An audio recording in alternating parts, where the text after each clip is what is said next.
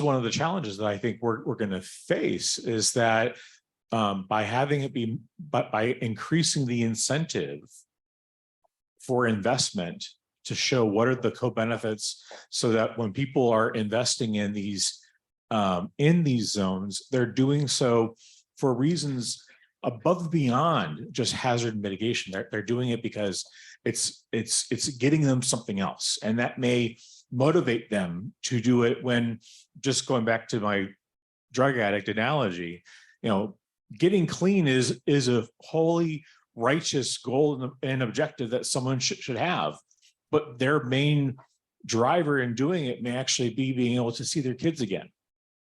So I'll stop there. So this goes, Pam, I think, to something that all of us began to talk about that we're together in February, and I know there's been subsequent conversations, because Josh, you just really hit the note. Look, we know collectively that we can hit the first level of metrics. Get this money out the door, we can see, you know, different, Patrick, different ways that we're changing a little bit of the landscape.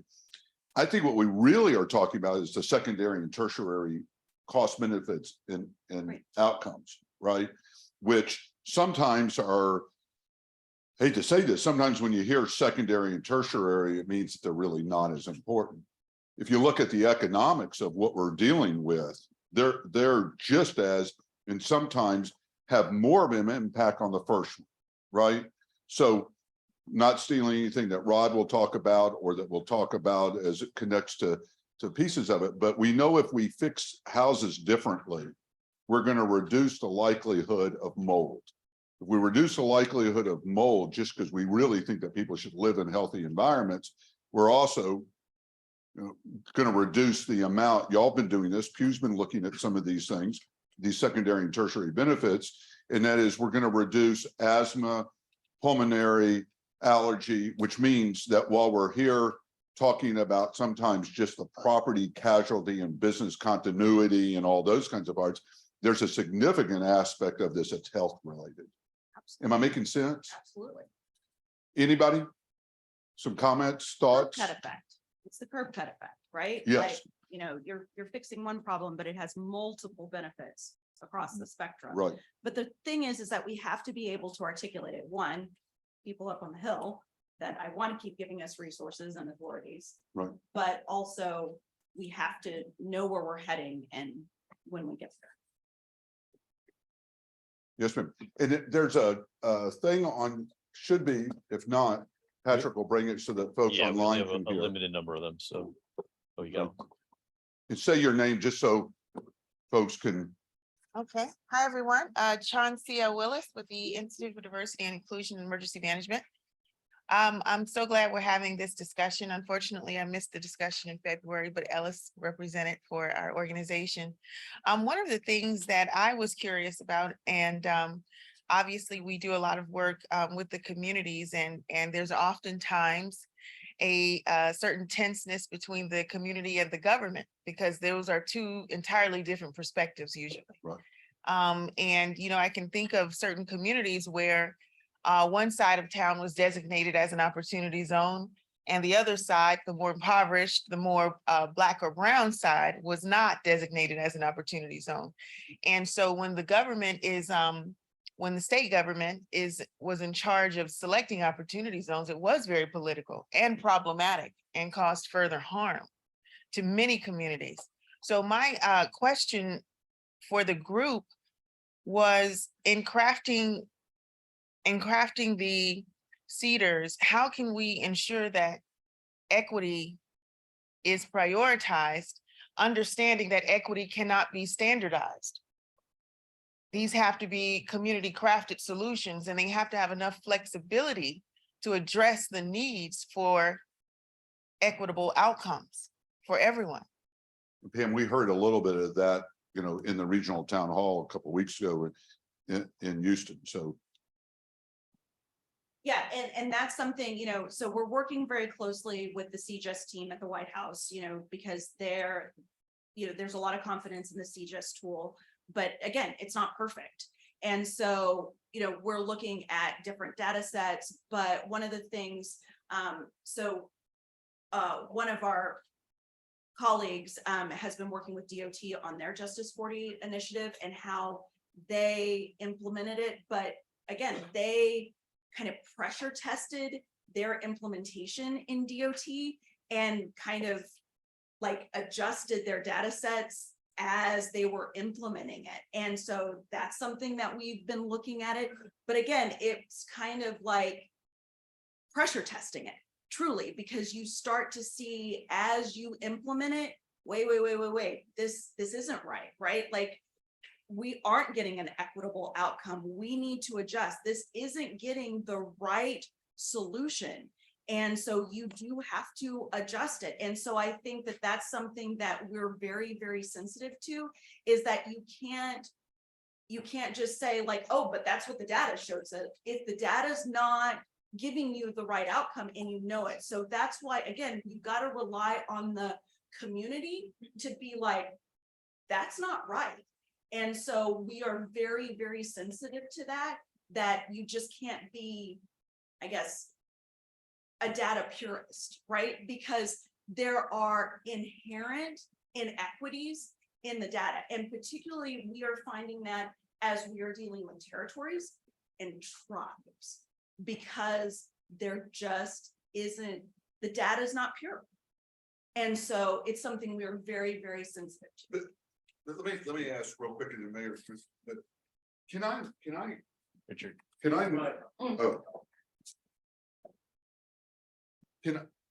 can I nominate myself? Not me, because I know y'all vote against me, but can a group come together who says, Jonathan, that we got ourselves organized, we've looked at the history, we've got our own sense of the nuances of the data.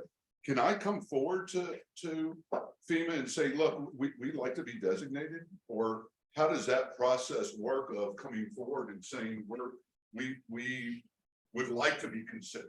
Maybe not nominated, but we'd like to be considered. Well, I think, you know, that's what we've asked for in the RFI. And so like Janine and I were just at the Natural Hazards Center conference. So this is Lori Peak's group. It's amazing. And we were surrounded by academics. And the academic community is hungry to provide us with this stuff. And again, I was amazed. There is a lot of good work being done, but it's kind of cutting edge. And it takes time to gather a lot of this stuff. And so I think that's one of the things that we're asking for in this RFI. And again, just because the RFI says July 25th, please do not think that we are going to like close the door and be like, we're not going to listen to anything else.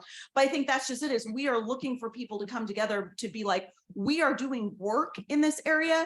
We know that here is our trajectory to get better information, because we have to continue to drive ourselves toward better information, because the country hasn't been doing this well for very long.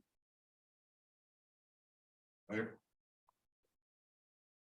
Don't steal your thunder. I want to thank you for opening up my question. And I want to give you all an example. My name is David Allen. I'm the former mayor of the city of Prairie View. And I just want you to remember Prairie View, Texas, home of Prairie View A&M University, because we are exactly who you're here discussing. The definition, including the omission. As a former Army officer, I can appreciate the government standpoint, but as a former city mayor of a historically Black town built on a former slave plantation, when you say the governor, was it 2017, I believe, when they drew those lines, while I was mayor, and I came in 16, how can I say this? The opportunity zone was drawn around everything but Prairie View. How could that happen? But intentionally. You can't miss us with the second oldest institution of higher learning in the state of Texas, 147 years old. So you know we're here. And when you're looking at the map, we're only 7.2 square miles. So to leave us out, and the universities in the city, the historical component. We're built on a former slave plantation. Generations of Texas haven't forgotten that.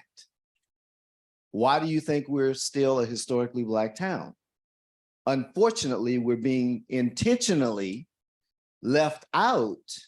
So as you look for the patterns, I think Prairie View is a great specific example, because if you can't fix us, you can't fix the rest of the country.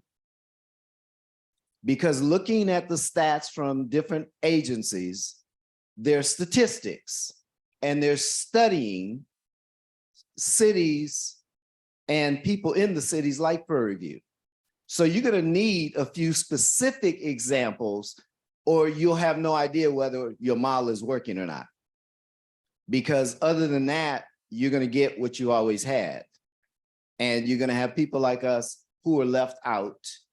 And the governor has been an interesting person, but it's been an intentional one.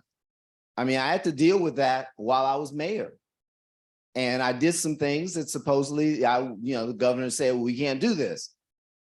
And folks reminded me of that.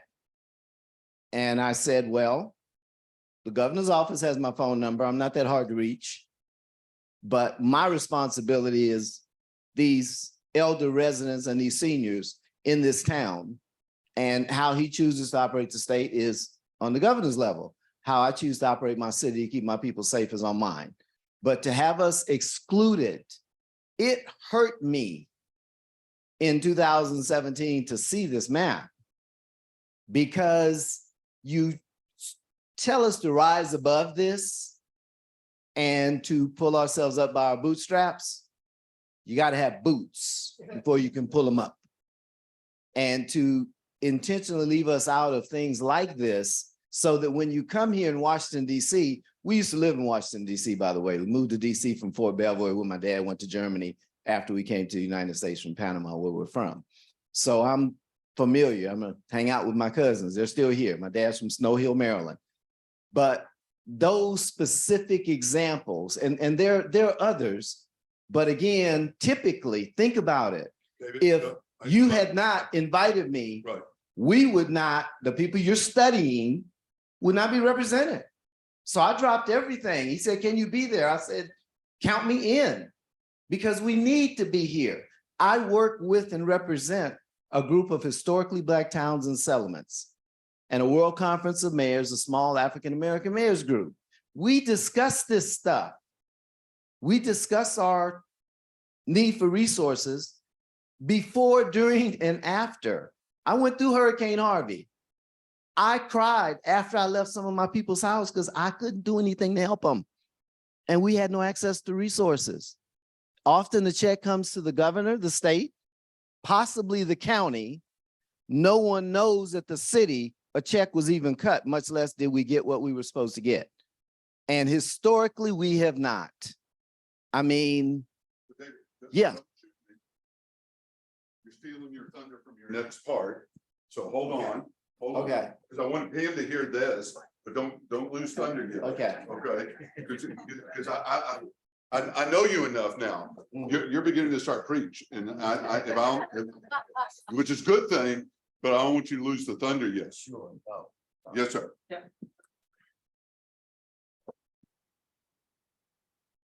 Hello, everyone. So my name is GQ. I'm from the National Institute of Business Sciences.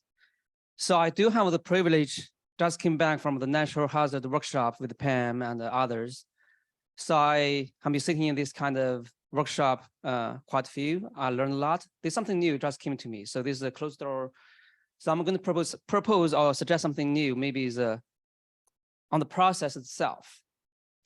Because here, let me put it this way. The group at the Natural Hazard Workshop is more academic. All the cutting edge knowledge, when you share this, they have a lot of information, saying how to adjust the National Risk Index, how to adjust CDRZ2. There's a lot of concerns about data. You will ignore some other communities, etc. In this group is more like a stakeholder, like how will this impact me? How will this impact the group I represent? So if you think in this way, I think there's two steps. One is how to define those cedar zones. That's a two-step. The second one is what does it mean for the benefits from 10 to 90/10 cost share, direct technical assistance, other federal program, etc. How would that impact my communities? So I think one of the fundamental issue, Pam, sorry, I didn't briefly tell you this in advance, is who's defining these zones? Should that be FEMA or should that be a more open process? Give people more opportunities to comment on. So here I'm going to use an analogy for, so I'm wearing my other hand for the, by trade, I'm an engineer. So I think Ryan Corker from ICC and Gary Ehrlich from NAHB, National Association of Home Builders, they know what I'm going to talk about. So within US, for the US seismic map, this is an example, this is open process. If you think about how the buildings are designed for the seismic design values is a big deal because the seismic design maps define how strong the building need to be designed. That's the cost for the homeowners. That defines almost the earthquake insurance. That defines, all the development, etc. Home builders care this a lot because that will affect their business. ICC is a big part of this, but to define those maps is defined by the industry. But that is founded under an act called the National Earthquake Hazard Reduction Act, NEHRB, passed by Congress. Under that, there's FEMA, NIST, USGS, and NSF. So the process over there is open process, right? So USGS has $100 million to do the science, just like the CDRZ2 risk index. They do the science.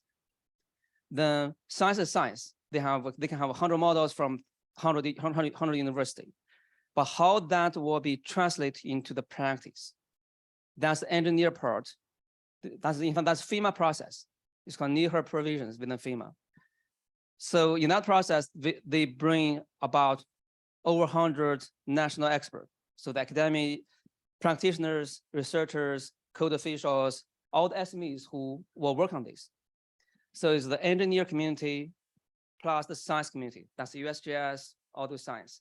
They work together saying, what's the rules? How will this map will be developed? That's the first step. So there's a process. The SMEs versus work with the scientists come up with the tools, rules that how we develop the maps. Then there's a second step, the stakeholders. That's the material group, home builders, ICC, ESCE, veteran affairs, GSA, because that will also affect the government buildings. They have a chance to have input, providing input, providing the comments. Then the maps can be further modified. So it's a process. But this is a totally independent. It's not, you can say this process is supported by FEMA, by the NEHRB Act, but it's not regulated by FEMA. Basically, it's a collaboration. You have a lot of chance to providing the input. In the end, when the map is produced every 3 or 5 years, then you have a very big buy-in by the community. But again, this map is independent. It's developed by Building Seismic Safety Council, USGS, FEMA together. Then is national map, then adopted by ASCE, then adopted by ICC, become a national code. Then adopted by local jurisdiction, become the regulation. Again, in this process, have all the opportunity to comment on. So I guess my comment is like, how do you guys think about it instead of this is a tool or things owned by FEMA versus FEMA supported this is an open process, make this an industry collaboration effort that people can have a chance to provide the input. Because I heard the argument, in the same city, in the seismic map, there's same argument. There's the zones, right? Seismic design can do A, B, C, D. Cross street, this can be design B, that can be C. That's a big difference. There's always another argument saying why cross street is different. The argument is always like the science or the fault is cross the town. Yeah, it's cross street, but yes. So basically, often the argument is like that's best science, best engineer judgment. That's best we know. Then that's regularly updated every few years. But again, basically combine the group from Natural Hazard Center, those academic practitioners, plus this group. Everyone have a chance to contribute. That's my comments. Awesome, thank you. from our perspective, and it's not Pam, FEMA, from our perspective, I sense that there are lots of additional data, not only within the feds, but a lot of other additional third-party data that can actually be aligned. So my sense, Pam, is the opportunity that this is also saying is the National Risk Index exists. There are obviously certain concerns about it, but to your point, and that is that there's a lot of capable data, not all sitting inside the federal government, that could be brought together here. And we have a moment in time to create things that are truly, I mean, I've worked a lot with federal data, and I can tell you the great things about federal data, and I can tell you the terrible things about federal data. But the bottom line is that there are a lot of good data partners that I think can be assembled to that point. Steve? Yeah. Just the data, but the approaches to analysis in ways that can be shared, because it's very likely that we would have overlapping interests where we might use the data in slightly different ways, but understanding some of those underlying approaches and methodologies could be really helpful to adapt to each of our own separate but also collaborative interests. So Steve, what we did, you'll hear from her later on. And Juniper's here, but I think one of the takeaways that I'm hoping will occur is we've created this resilience data exchange. This is really a lot of data that's coming from private sector, third parties, and it includes some of the insurance modeling, some other pieces here. I think we have an opportunity, Pam, to maybe leverage this in a way that doesn't hold y'all back. Like you said, God, if we try to get this perfect, we're never going to get the designation. Get to the designation, but I think, hopefully I'll say this the right way. We're drowning in data and thirsty for intelligence. Every community that we're talking with says, I got more data than I know what to do. And that's the problem. I need to get data that I can sit there and say, what am I going to do the next day? And how is that going to measure my performance from where I am today to where I want to go?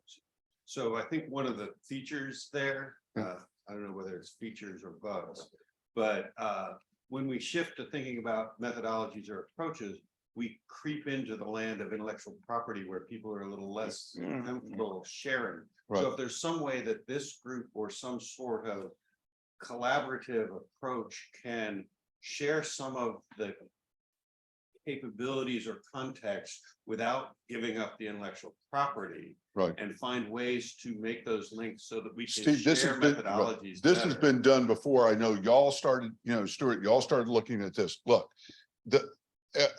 you can't leave, well, I don't want to go down this part about that. You cannot leave self-interest at the door. That's right. But that's another part of it. But I do think that we can create a confederation, whatever you want to call it, that I still own my piece, but this is what I'm bringing to the greater good out of it. Right. And I will make that commitment that the Resilience Data Exchange prepared to help play, work with NIBS, work with others on it. But I think that we can find a way to create this kind of, but the other part to this, Steve, sorry, but this is something the mayor and I've talked about, Chauncey, I've talked with Ellis about this. All this data is also really wonderful. And I can get you more data than you want. Okay. How do we make it actionable? But also, how do we look at the nuances of what that data means for the culture and the people in those communities? And I don't care if it's black, brown, white, purple, blue, whatever you want to call it, is we've got to be able to recognize the folks that are going to be using this data are not sitting in the Beltway.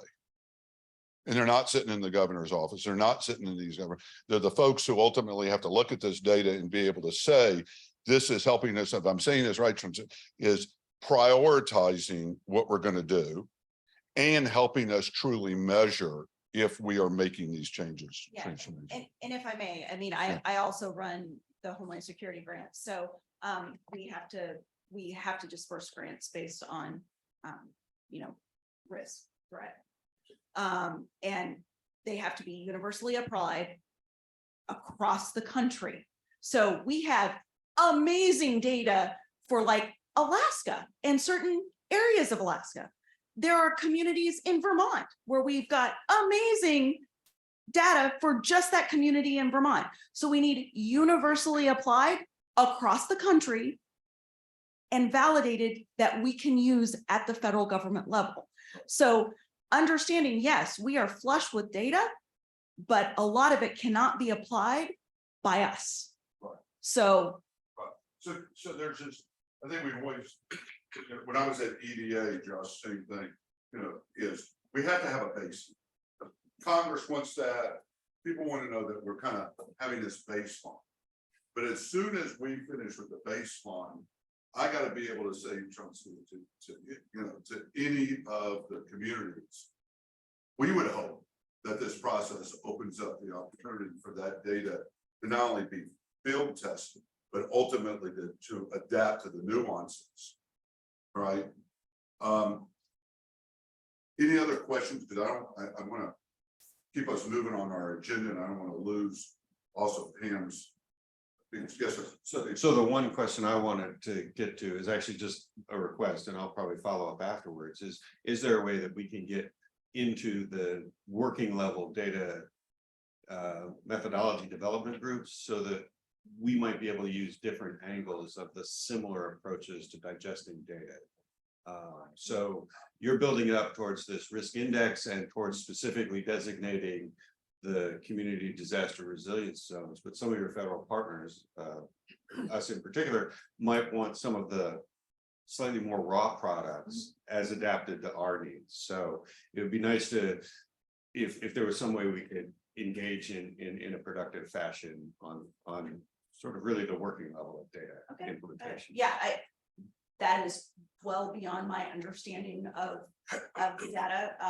So we can absolutely take that back, because I know that there are people that have taken our raw data and manipulated it in 1,000,001 different other ways. And, that was something that Craig Fugate was very, very big on, was free the data, so that I know that there is a place that you can go on FEMA's website where you literally get everything in a comma separated value thing.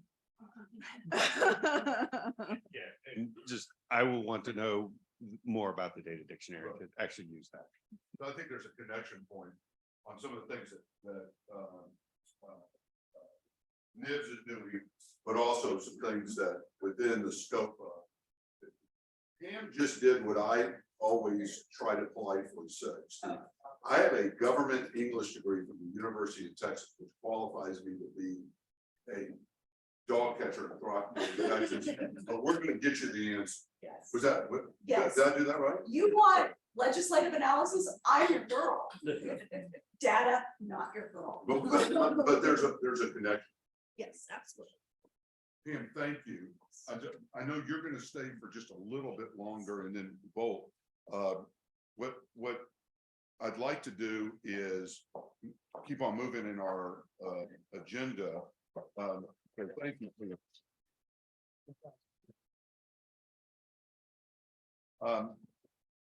So let me get rid of this.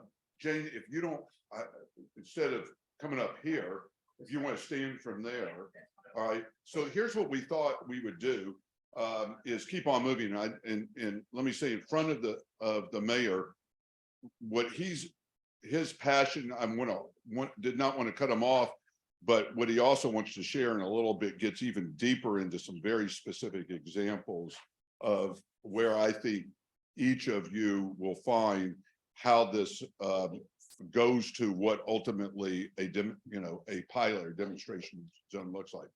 But Jane, I think you've got a microphone or something that I have a pretty loud voice. Yes, ma'am. Oh, So let me that's introduce. So Jane, introduce yourself a little bit more. And then what we thought is that Jane, and unfortunately, Jane, Carlos just texted me, he's in Chicago, was going to join us from Chicago. All right. and the internet went down wherever he is.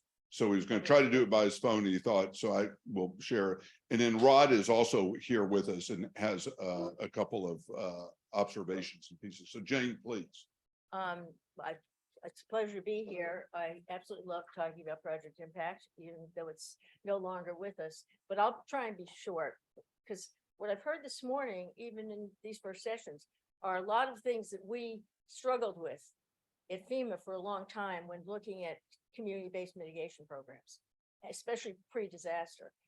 And I had the pleasure of working for FEMA for about 20 years. Of course, I started when I was 15. And but I kind of worked in every natural hazards program that the agency had, including earthquakes, which is one of my favorites. But we went through when James Lee Wood became the director, we had an unprecedented number of disasters. And every time he'd go out, he'd say, why don't we help these people before the disaster? So that's how Project Impact came about. And I was very lucky to be a part of making it happen. And all I'm going to do is suggest maybe 4 things to think about. Can you also take 1 second, describe what Project Oh, Impact was? okay. Some people kind of know. Thank you, some of them Richard. don't. It was a pre-disaster mitigation project based on community level. And it was a pilot program that moved very quickly out of that. And it was a community would request, to start off, we picked 8 communities. And we picked communities based on the kinds of risks they had. We took some 2 communities based on the political support we could get, like the head of the appropriations committee, his community was on it. And I know we talked about, keeping bipartisan, but sometimes you can use that. They're saying that you have to hold it a little bit closer Oh. for the folks on their phones. Okay, sorry. Anyway, we gave them a grant to get started, and it was anywhere from 50,000 to 60,000 to $1 million based on what they wanted to do. And with that, we left it pretty much up to the community. And by community, it was actually communities, and we did have to deal with the problems with the state government and then the federal government and the county government.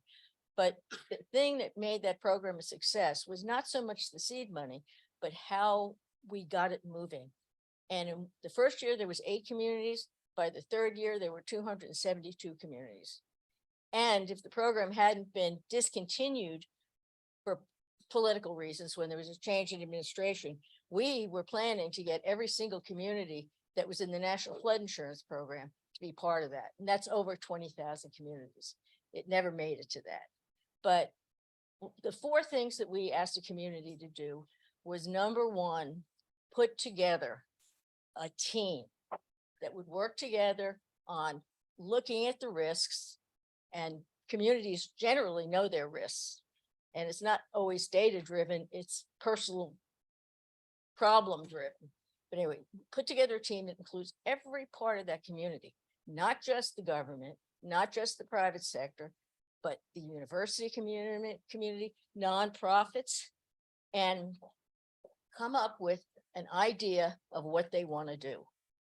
And flexibility was key. And FEMA did not say yes or no about what they wanted to do. And that was very important. And yes, we've heard a lot of discussion about data driven, and I think that is important. But on the other hand, what the culture of that community is equally, if not more important. And that's something we can't, and I know Pam and Janine have been through this, so they understand how important that is. So that's number 1, put a community team together. And number 2 is identify champions for what you want to do. And in a lot of the smaller communities, and I know we've got a representative from the chamber here, in a lot of the smaller communities, the Chamber of Commerce played a major role because they could make an easy connection between the community team or government team, so to speak, and the private sector and the business sector. And that brought to the table a lot of additional funding, especially in places where the community had one big business and hired a lot of local people.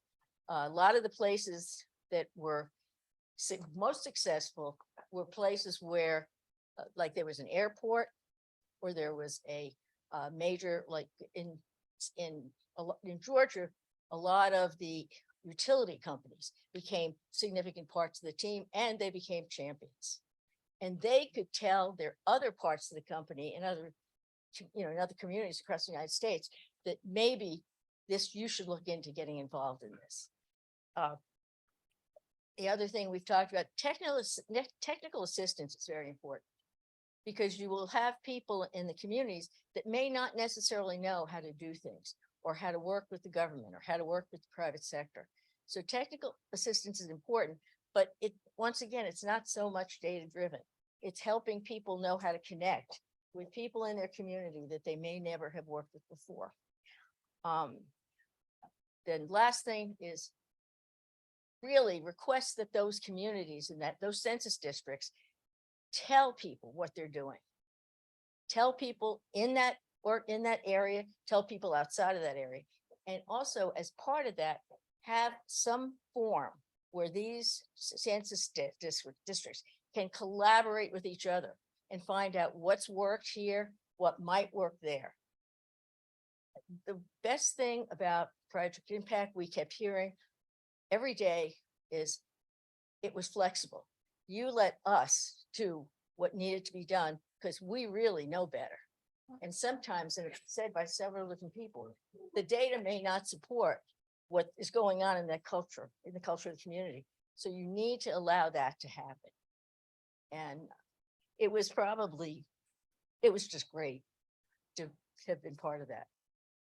And I'm excited about this. I was excited when Richard contacted myself and my business partner, George Haddo, who was the deputy chief of staff at the time when I was chief of staff, thinking that after all these years, we could maybe not do the same project, but learn a little bit from what that project did, and learn a little bit more about how we can get mitigation, pre-disaster mitigation as a byword and a part of every community. And that's it. Jane, I think one of the things that you've emphasized from the very first conversation, Pam, we had a chance to talk about this word of governance, right? And you've raised it, and that is, at the end of the day, who owns it? Who really owns it? And from my conversations with you, Jane, but also with others, some on the phone, some here, is there's got to be a framework. There's got to be a framework that Congress, the White House, the administration see what that construct is for how it's going to be delivered. I'm saying this with a question mark. Framework of how it's going to be delivered, how it's going to be measured, how we know we're successful, but one that ultimately says those folks with the boots on the ground are the owners of the effort. And sometimes they may come back to us in the federal level and say, thank you very much, but you really don't know what's happening on the ground here as much as we do. Or there's a little bit of an adjustment, right? One other thing that you and I've talked about is it's sad but true. If you really want to understand where innovation and flexibility have occurred, I think we even talked with, I think I mentioned this to Duke, is if you really want to know where the federal government's greatest innovations are, go look at all the exemptions that they have provided, right? And that kind of gives us a little bit of a sense. I mean, SBA, Josh, others, not picking on you because you're here. Is that? Yeah. But when I was at EDA, others in the federal side, HUD, we know that there are folks who ask for exemptions because the rules and the regs really limit the ability to be successful. And if we can find out why those exemptions were required, those should identify for us where the flexibility in the framework needs to occur. Am I saying that? I understand what you're saying. We never called it exceptions, or exemptions. Right. We basically would look at what they were saying Right. and how it could work. And I forgot to mention it, but we had a lot of federal partners in Project Impact. And a lot of the federal partners grew out of being disaster partners, like MIBS was part of it, DOD. The difference between in a disaster, a lot of the agencies get reimbursed, which is why they play. Right. But I think there's been a growing knowledge that if we can collaborate together, not just as communities, but as federal agencies, you're gonna get a bigger project. And I personally don't think exemptions should be driving us, because I think if you change your ideas about it being a federal-based program, Right. you may find a better way to do that. Oh, But I know we use the term exemptions. but- right. All, and I think what we're actually saying the same thing. Yeah. That is, if you design it the right way, you shouldn't have to have exemptions. Right. Right, But that also goes back to flexibility. Correct. One model is not gonna fit all. right, right. Thank you. Rod? You want to come up here? Okay.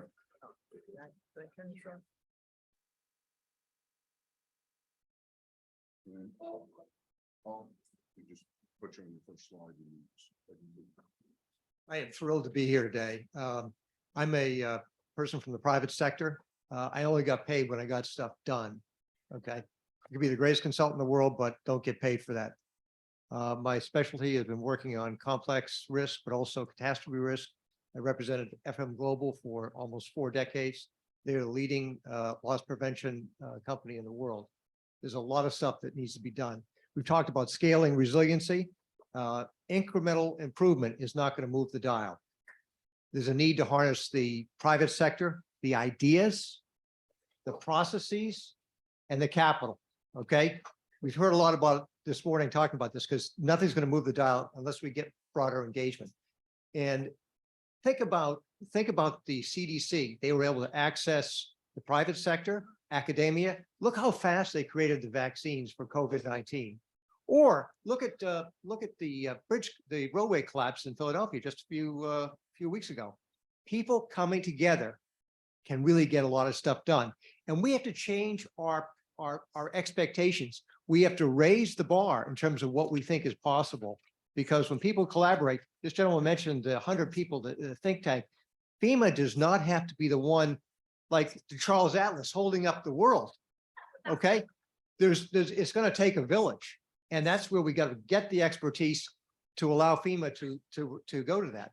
Now, states are stretched; they have no bandwidth to take on any new functions. They absolutely have no bandwidth to take on new functions. So, when I was thinking about this scalability, we have to accelerate scalability of resiliency.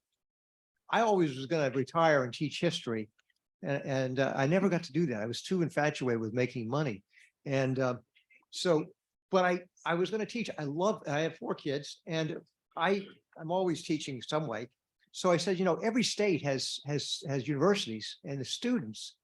I did a resiliency internship as a trial for 1 year with a student at Hobart William Smith, upstate New York. I saw how infectious his enthusiasm for resiliency became. And by the way, the next generations, they're going to be living with the resiliency issue long after, some of us, go to our greater reward. So they crave relevance. They crave being able to make a difference. So they're the ones we need to tap. So, but again, I said, I only get paid for results. So what I'm into is actually getting stuff done. Okay. I had a career flying at 40,000 feet, but I've always worked in the kitchen. I've always done the dishes. I've always done the cleanup. And I've never lost sight of the minutiae, because if you understand every small number in an exhibit, you don't have to worry about being able to explain it to your most difficult client and be embarrassed. But we need to think like we're running a business. FEMA needs to think like it's running a business. And the critical thing that we need to do is, how do we articulate the economic value of resiliency to convince business leaders to join in and help in the cost of fortified homes? So actually want to go back, I'll go back a slide.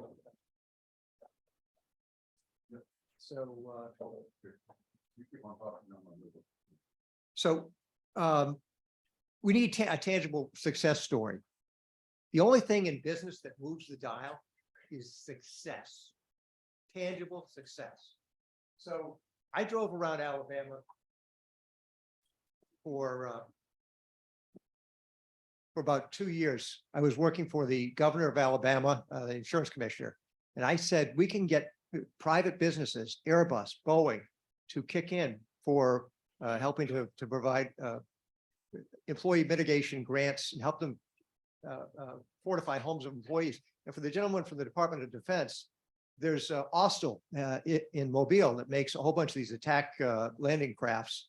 And the Department of Defense relies upon the manufacturers to be able to continue to work to deliver to meet their deadlines. And so I sat with Austal. They have 4,000 employees in Mobile. And I said, how do you keep track of your records? You know, when employees, you know, after hurricanes hit and after tornadoes. He says, yeah, we have a lot of people who don't make it in. And I said, and where do your employees all come from? Where do they live? Well, the vast majority of them live in this one county right around Mobile. So I said, well, you know, the average income is about $45,000, $55,000. The average homeowner, the average home has a $4,000 hurricane deductible. Just imagine if these homes get destroyed and they don't have the equity left in the house, they walk away. I said, have you ever thought about the business continuity issue, the turnover that comes from losing a big chunk of your employees forever, not just the fact they might not come back for 3 or 4 weeks. So I said, what if you work with the insurance companies and us in the state to fortify homes of designated employees? And by the way, this will help your workforce management because you're competing with the shipyard in Pascagoula, you know, over slight differences in hourly wages. What if you provide a wind mitigation grant and use it as a way to build better employee loyalty? Okay, they have to stay with you. It's like an education grant. Stay with you. If you leave, you got to pay some of it back. So I'm trying to find ways to engage the business sector where they can achieve operational benefits, not a handout, okay? Operational benefits. It helps the Department of Defense know that they've got secure suppliers. These people have a plan in place. Attract and retain the best workers because they're doing things that makes it a more attractive place to work, be an employer of choice. So anyway, so I drove around Alabama and I didn't get very far. I got State Farm. And then the pandemic hit, they were going to re-up the contract. They didn't get a chance to do the extension of my contract. So I retired. But I'm like a dog with a bone. Okay. I was vice chairman of Aon and my job was to find the best risk management solutions anywhere in the world. We had 4 areas, Asia, Europe, UK, and the Americas. And we found the best ideas and then we tried to replicate them. Okay. So I was always looking for a better way to manage risk, catastrophe risk. And so an ounce of prevention is worth a pound of cure. And so what we're doing what I decided to do to prove this point, I wrote a big report for FEMA, putting all my thoughts together. And a lot, you know, it's been busy.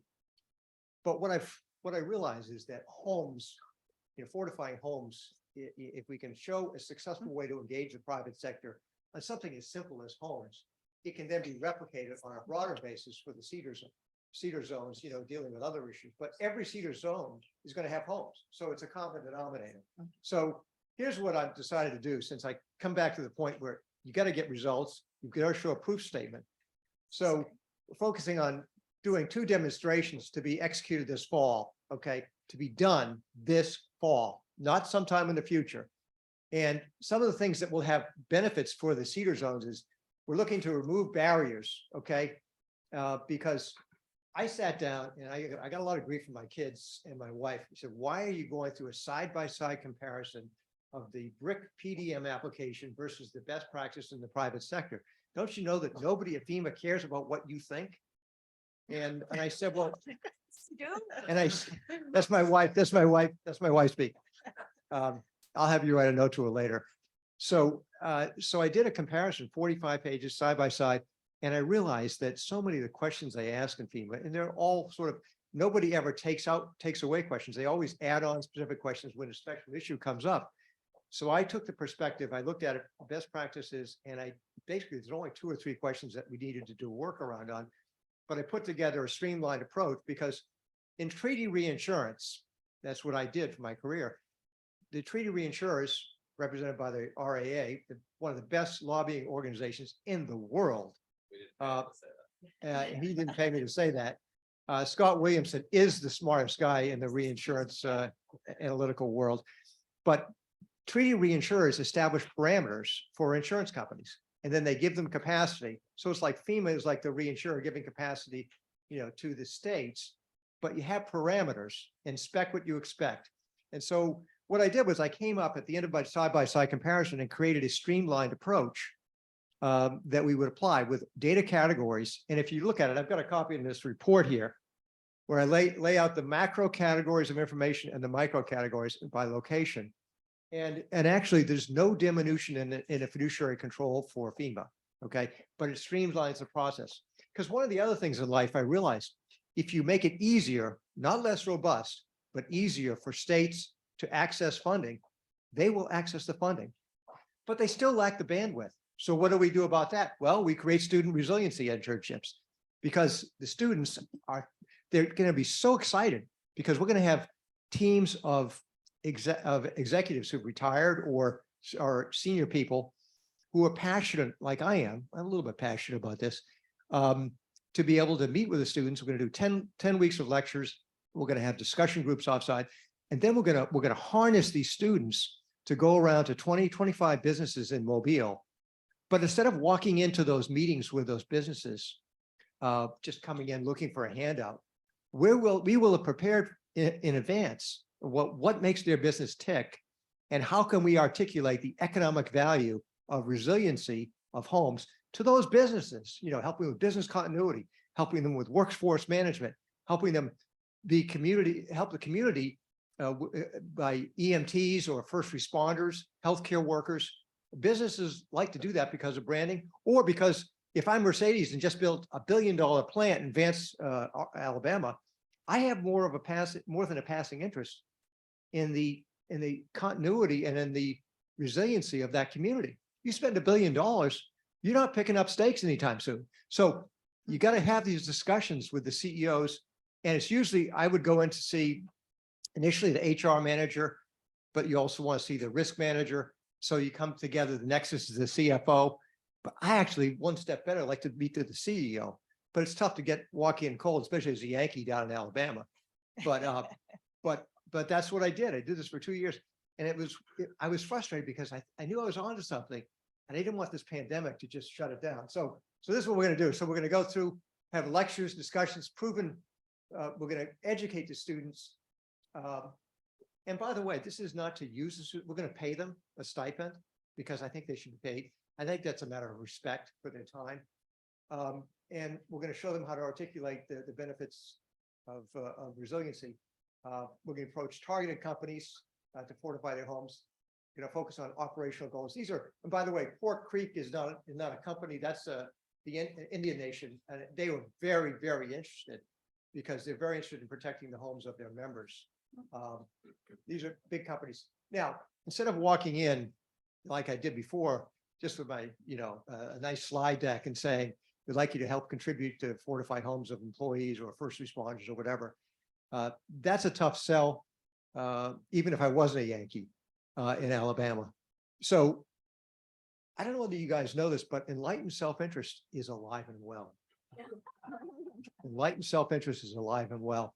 And so the same CFO, who I call the most cynical people in the world. I mean, you walk in to ask the CFO to give you some money that he hasn't budgeted. That's going to be a very short conversation. Okay. So what I decided to do was to get sponsors behind us. So we have a pool of money that we can put up 30 to 40% of the cost. If, let's say it's $10,000 to do a whole new fortified roof, probably $3,000 to do the incremental between a regular roof repair and a fortified. But so if I'm offering, Janine, if I'm offering you $3,000 or $4,000 of the cost of a 10,000 cost, you're going to bite my arm off the table. You're going to grab that, right? Yeah. So I think we're going to have some interesting responses, because what we want to do is we want to prove the concept of multiplying the value of each FEMA pre-disaster mitigation dollar. Okay. We want to multiply the dollar. And now we're not just going to stop with that, because it's not just about multiplying. We need to simplify and accelerate. So what we need to do is we want to apply to proven private sectors. And this is treaty reinsurance. Go back and tell Frank Nutter, Nicole, and everyone that putting in a plug for reinsurance. I think it's a great, reinsurance industry has a lot of great people that could do a lot of things. We can harness some of the practices in reinsurance to basically, instead of having individual, the way FEMA gives out disperses funding now, but it could be accelerated by applying a treaty reinsurance approach. So I've laid out in this report, which I can send to you online. If you're interested, give me your name and your email address, and I'll send you it electronically. I've only had a handful of the hard copies. But this is where you think about the CDC. The CDC did not have embedded distribution expertise. They did not have embedded some of the things that were necessary to create the vaccines and to get them out. And so this is where FEMA, we should praise the people of FEMA. They do so much work. They're the Charles Atlas holding up the world. We need to help them and apply some private sector efficiencies and processes. So what they need to do is go with block grants to the states. And they can, by the way, use the block grants to the states for mitigating homes as one of the controls that if the states don't play ball in terms of supporting the CDR zones, there could be some leverage applied to get them to, by saying, listen, we're going to give you this for the state mitigation programs, but you need to support the CDR zones. But we need to accelerate the time to get retrofits done. And one of the points I made is that we could, right now it takes probably 18 to 24 months or longer from the time of getting the funding to actually execute the fortified roofs. We can cut that down to 6 to 9 months or less. In fact, I was sitting in the FEMA regional office in Atlanta, and we explained that we could do this, and she said, "Well, we're not going to do that. We're not going to do that." So, anyway, next slide. Go back to the previous one. Okay, so this is what 2 more minutes. This is where the kids. This is where students really benefit. This is the passion I really have. I really think that creating these online classes, this can be scaled. Okay. Starting in home states with state mitigation program, it could be expanded to CDR zones to cover other things too. But we want to create, informed, passionate advocates to augment limited resources. Now, they're going to develop lifetime skills. Articulating value to influence others is a core competency. That's something that'll stand you in good stead for the rest of your life. Dealing with ambiguity, using change to your advantage. Just because something is not black and white doesn't mean you can't figure out where to go.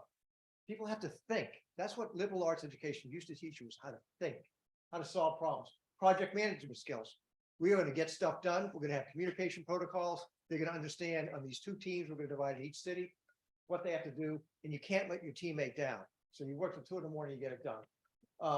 Applying history of present challenges. We're going to go into the 6 Ps, prior planning prevents piss poor performance. So these are basic things that I think anyone who goes through this internship and gets paid is going to feel it was time well spent. Okay. Now, there's a lot more. Enhancing communication skills. Also, some of the prospective employers, they get a look at some of these people as well. What was the previous one? Just go back one more. I have one minute left. So we also, I'm going to hire Nancy Watkins as part of Nancy is one of my longtime friends and someone who will forget more about resiliency than probably anyone in this room will ever know. She's a wonderful resource. And part of it is to engage her to check my math, to show the social and economic impact of resiliency, because the goal here is to scale residential resiliency. All states have universities. I want to get to the students, start there. But I want to challenge everyone in this room to think bigger and do something, because let me tell you something. There's a whole bunch of capital that dwarfs the insurance industry.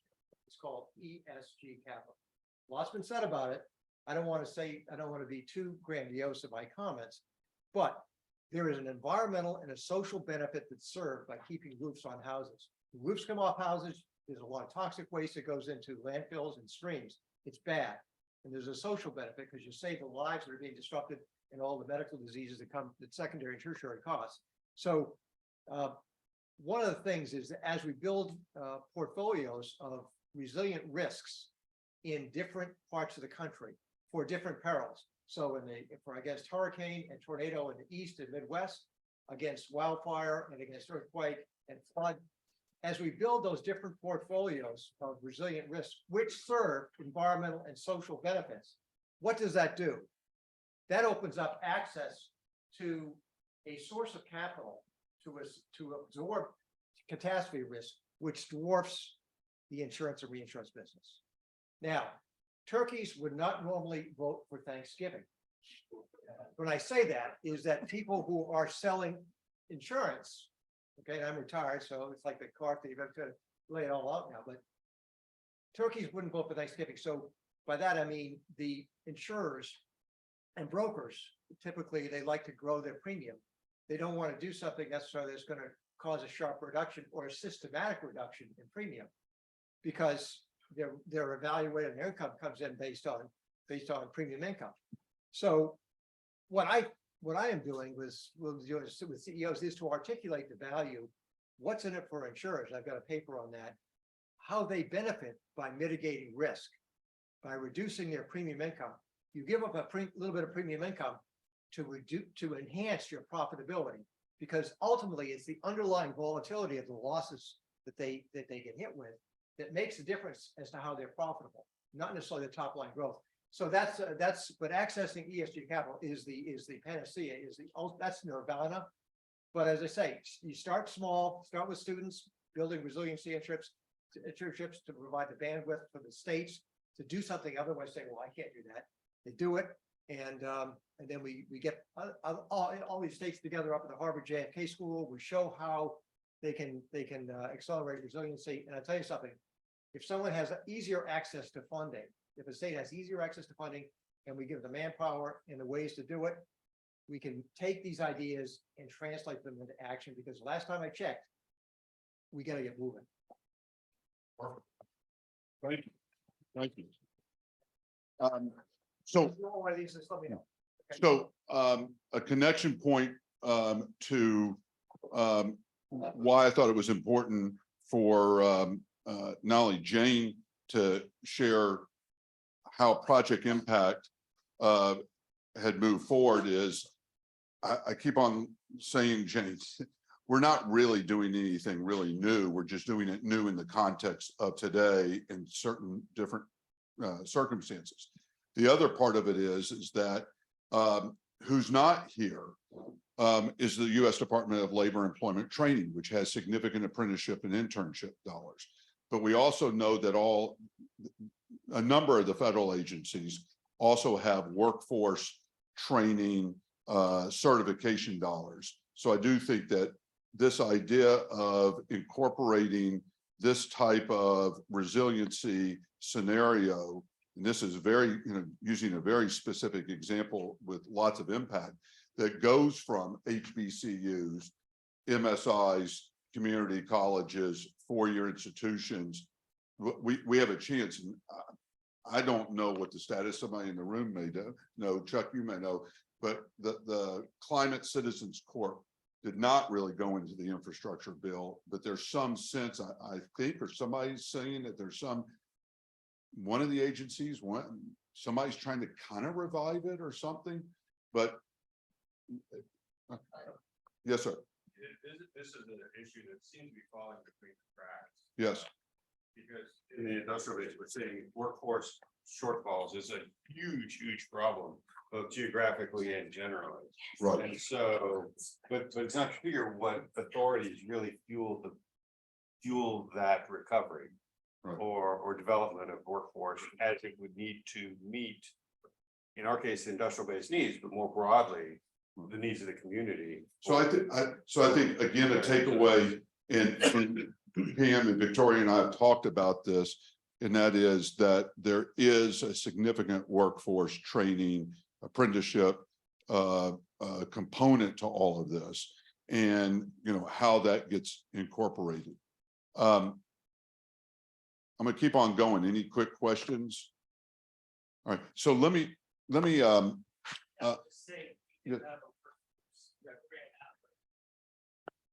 And remind me to everybody. NOAA has a $50 Yep. million NOFO out right now for Right. workforce development for climate resilience.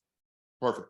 So I think this is somebody, you know what, I just realized I got all y'all and like two others made some releases yesterday, and now I realize what it is. So I do think that this is part of what we ought to talk about, is how that this gets integrated into, yes, we need more science, we need the research component of it, but what we really need are boots on the ground, folks that are going to be in these communities, right? Changing the infrastructure, changing the community to be not only adapted, as Beth Gibbons has said, but also to leverage what we can do to make these pre-disaster risk mitigated scenarios. Let me take advantage, Patrick. We've got a couple of folks that have joined us online that were not with us earlier. So I'm going to call them out and have them make introductions. Dan, can you unmute yourself and introduce yourself? Dan Berger. Hi, good morning, everybody. My name is Dan Berger. I'm a senior program manager overseeing the health and community resilience portfolio at the Gulf Research Program of the National Academy of Science, Engineering, and Medicine. Great. And Dan, y'all have just completed a series of workshops and other gatherings to really get some perspective on communities, correct? And that's kind of an ongoing part of y'all's work.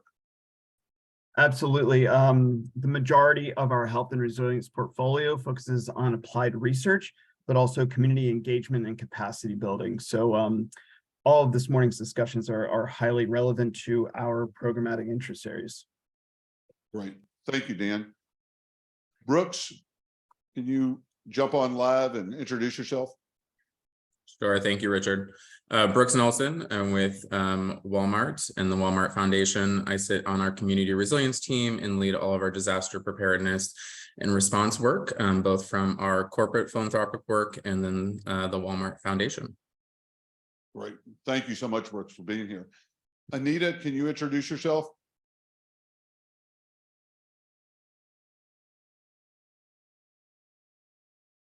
Keep on going. Wait, hi. Sabrina? Oh, Anita, I'm sorry. Go ahead. Oh, I'm Anita. I'm a research strategist for Gensler, and I work closely with Reeves Taylor, and I do a lot of the analytics and survey work looking at human experience and behaviors. Great. Thank you, Anita. Sabrina? Good morning. I'm Sabrina Champagne. I am the president of State Tax Credits and Incentives with Oncentive and advise large corporations to benefit from the various state and local programs available for their workforce development. So Janine, one of the things, and others in the room, one of the things that we're looking at in this capital stack scenario is where tax credits and incentives get brought in side by side to all and to maximize the value of the federal, and not just to come up with match dollars, but also to come up with other ways to leverage those dollars. Ariella, can you introduce yourself?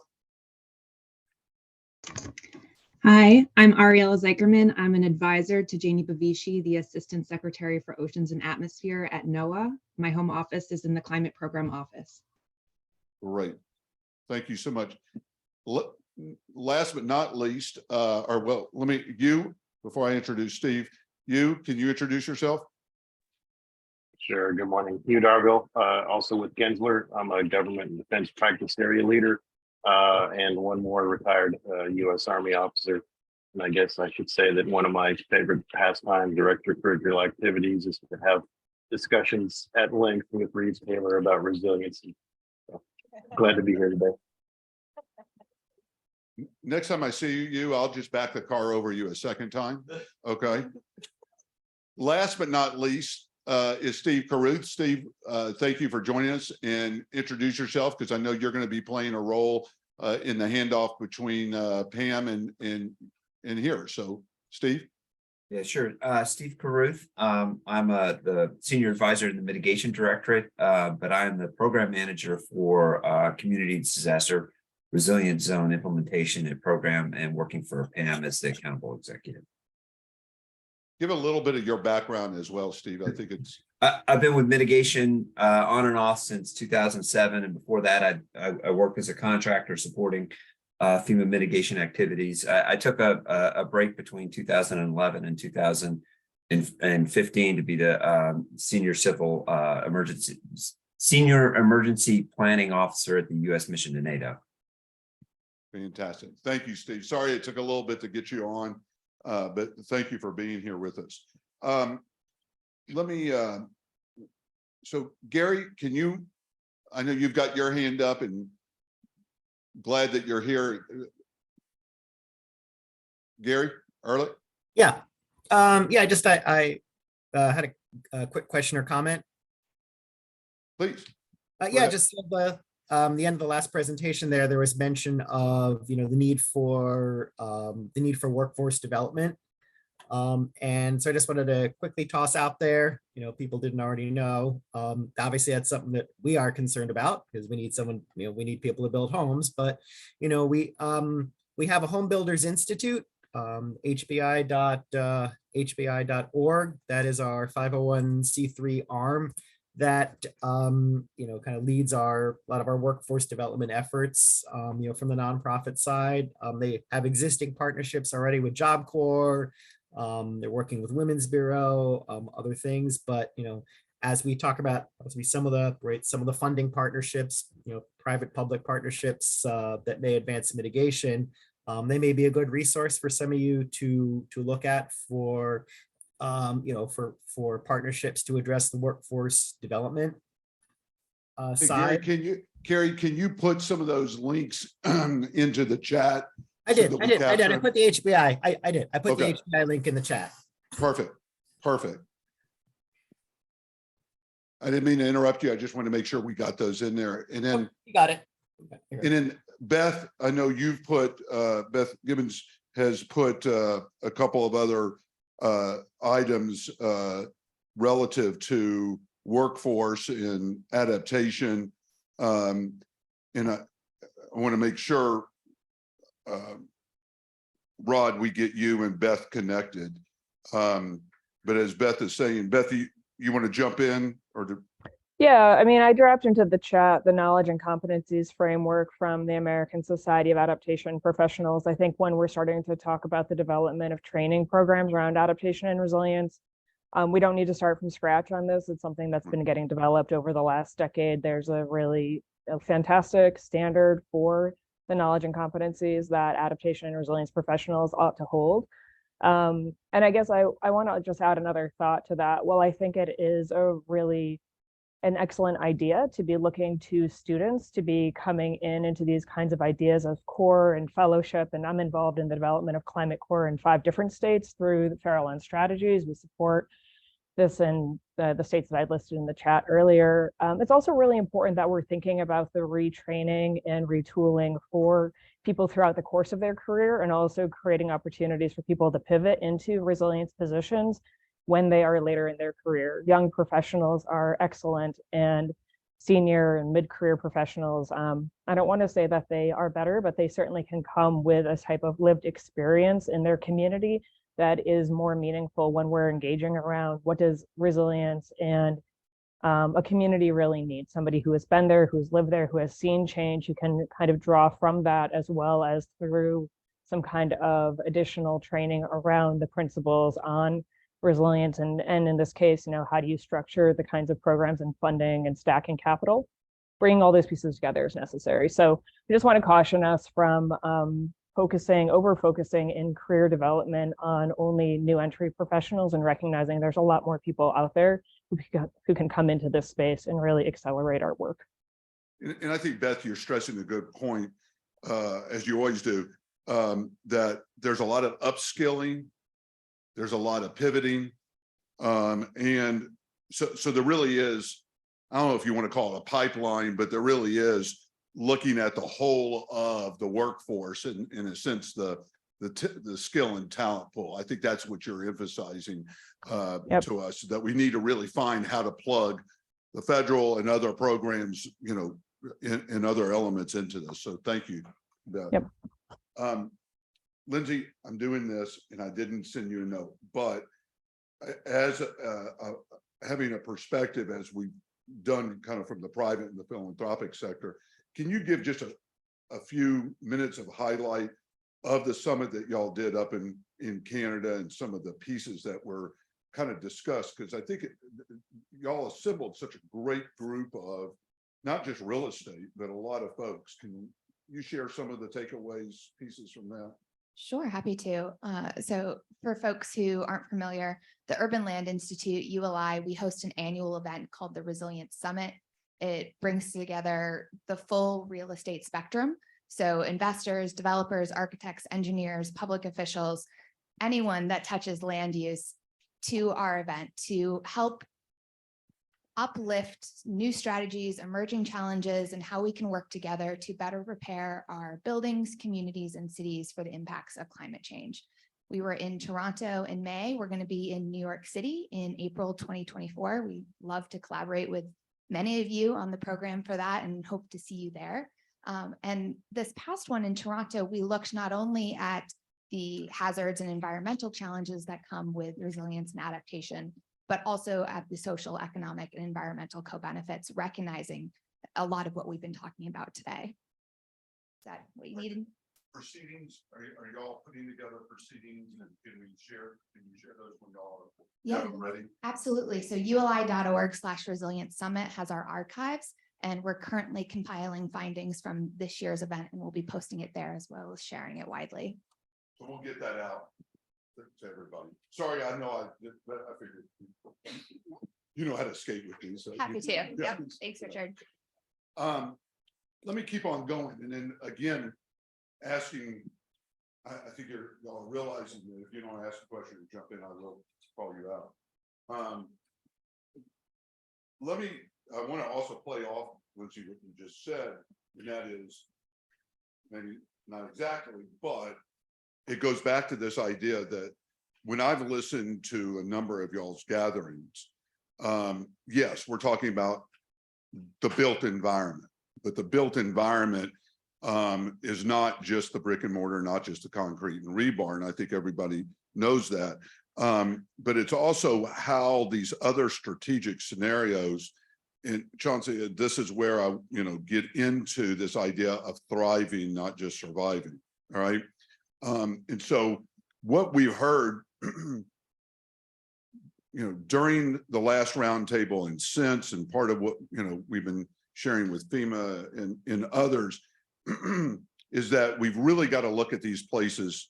I hate this word because it's so overused now, almost as bad as resilience, but, holistically. And that is that we've got to be able to take a look at where we have the opportunity. Patrick, again, the work that y'all have done is we can go in. Some of you all have heard me say this. I can go in and dig the deepest moat and put the worst alligators. Sorry, Reeves, I know you know my line now. You can put the most badass alligators in the moat, okay? And I can fortify. But if the people that we're trying to protect are not, if we're just not changing anything, then we've fortified for no reason.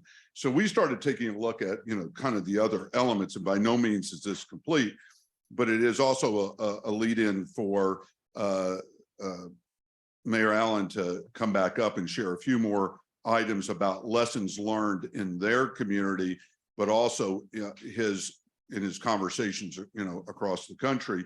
And Ellis, I'd encourage you as well, because of our conversations we've had before. You've been in LA, Denver, Atlanta, you've seen these different, but we still have places that are food deserts. Still have places where we have nutrition problems. All right. So why is the USDA critical to this conversation? Is because not only are we looking at in the law, in the CDRZ Act, not only does it say rural and ag, but it means not just quote unquote rural communities. It is also this idea of agriculture, and especially in certain areas where there is a food desert. All right. Second of all, what did we learn from COVID? Lots of things we're still learning. So why is CDC and Department HHS and others important? Because what we now know is that obviously there are a lot of direct causes and impacts from these disasters on health and well-being, including, we have to recognize something that a lot of people don't want to talk about, but when you've been persistently hit Jeanine, over and over again, your well-being, meaning your mental health, begins to get changed and challenged in all of this. Hughes captured some of this through some of y'all's survey work, where the fact is that, yes, we know there's upper respiratory, but we also need to acknowledge that when you go into these communities that have been persistently hit, the fear of whatever's going to happen next sometimes freezes them out. So I want to give credit to entities like the Robert Wood Johnson Foundation, CDC, and others that are really pushing into this, that need to be with us. We've been talking about to some degree, Rod, about the uninterruptible supply of power, energy, water. Why is the Department of Energy so critical and part of this conversation? It's not just because they're putting out $30 billion.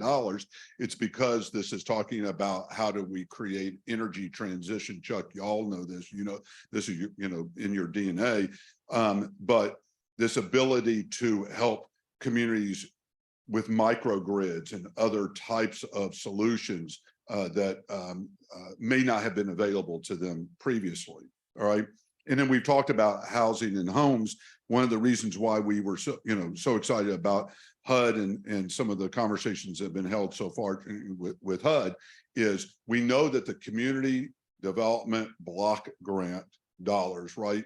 You know, Stuart, that's a big chunk of money that goes into the communities, often side by side between FEMA, SBA, EDA, and CDBG.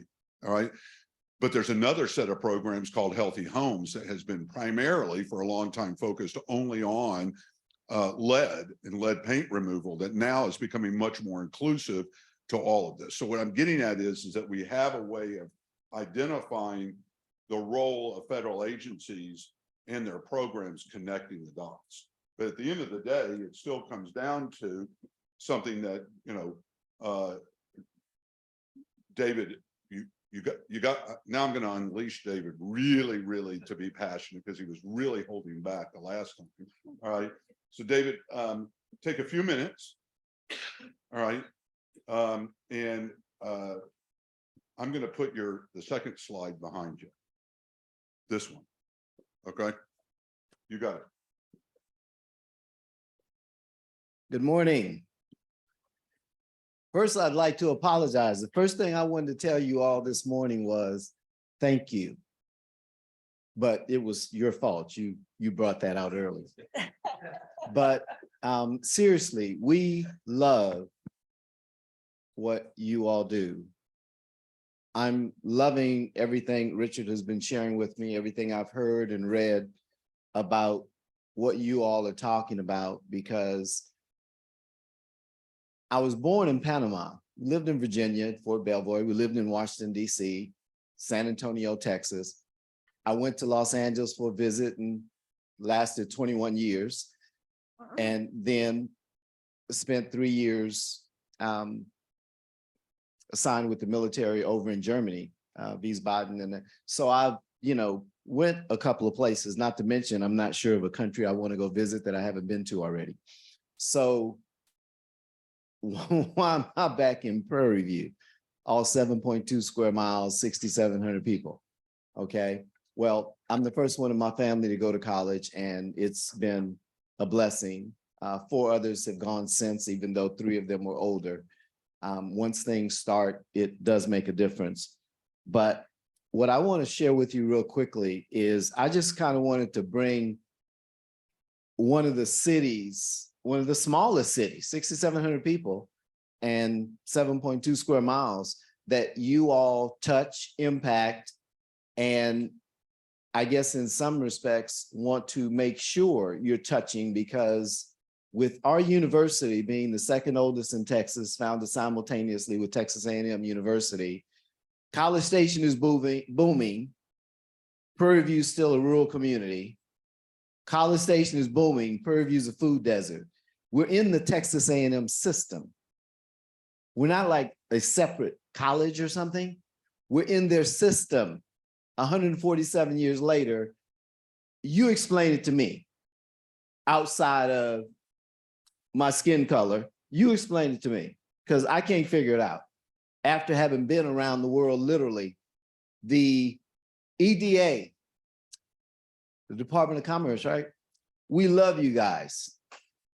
That background, people have been fighting for the land. We now have water, sewer utilities along James Muse Parkway and Prairie View, our most eastern border between us headed toward Houston. And now development is started. You all make a difference, okay? HUD, the folks over in our small community of Rosewood love you. That $742,000 grant to help that infrastructure and improve their sewer system matters. It's a part of the city. While all of it's somewhat rural, that's even more rural if there is such a thing, okay? But now they feel like they've gotten some time and attention. The harvest trolley in the top middle, we don't have a grocery store, so I found somebody who started one, and okay, you need to bring the truck here. People go on there and they do their grocery shopping. That's how rural we are. But again, that's why when you deal with your statistics, you might want to think about putting some names next to some of those numbers, because that's the only way you're going to know if you're touching us before, during, or the mitigation after an event. We need you. And often, unfortunately, who you send the check to doesn't necessarily send it to us. USDA, you help me take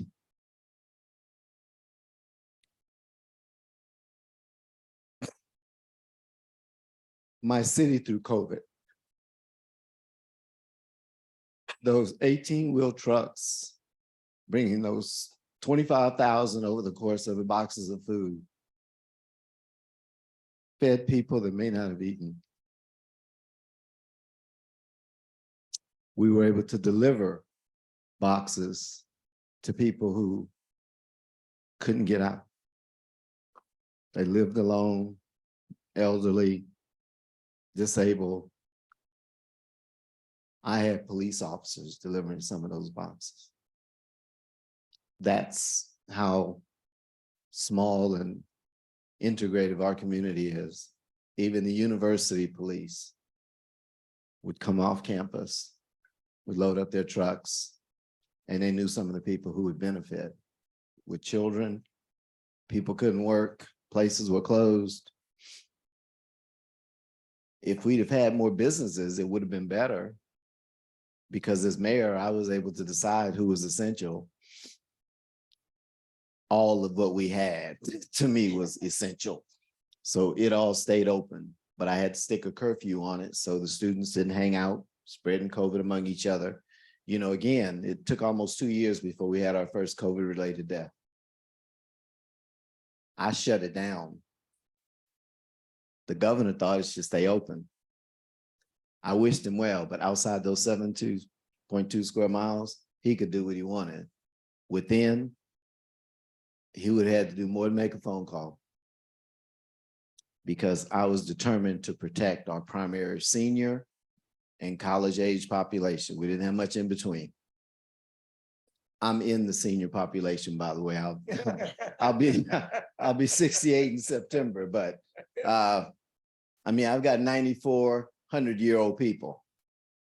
So I can't even feel like a senior with folks like that around me, you know?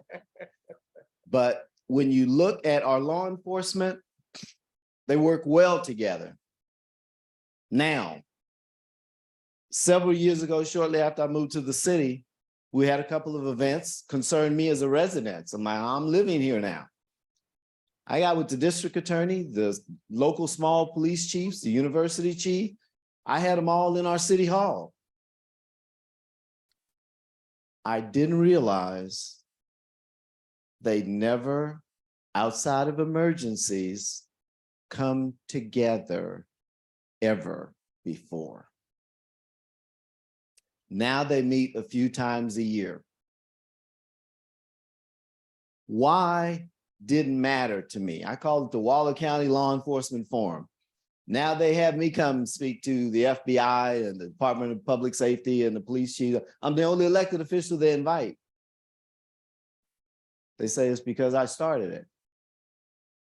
I'm just glad that they're meeting. But this is the rurality of our situation. We're just not out, we're only an hour outside of Houston. Harris County, one of the largest in the country, is 2 miles from my city limits. Why are we still rural? Waller County is the fastest growing county in Texas and the 7th fastest in the United States. I don't even like having to be able to tell you this, but that's our reality.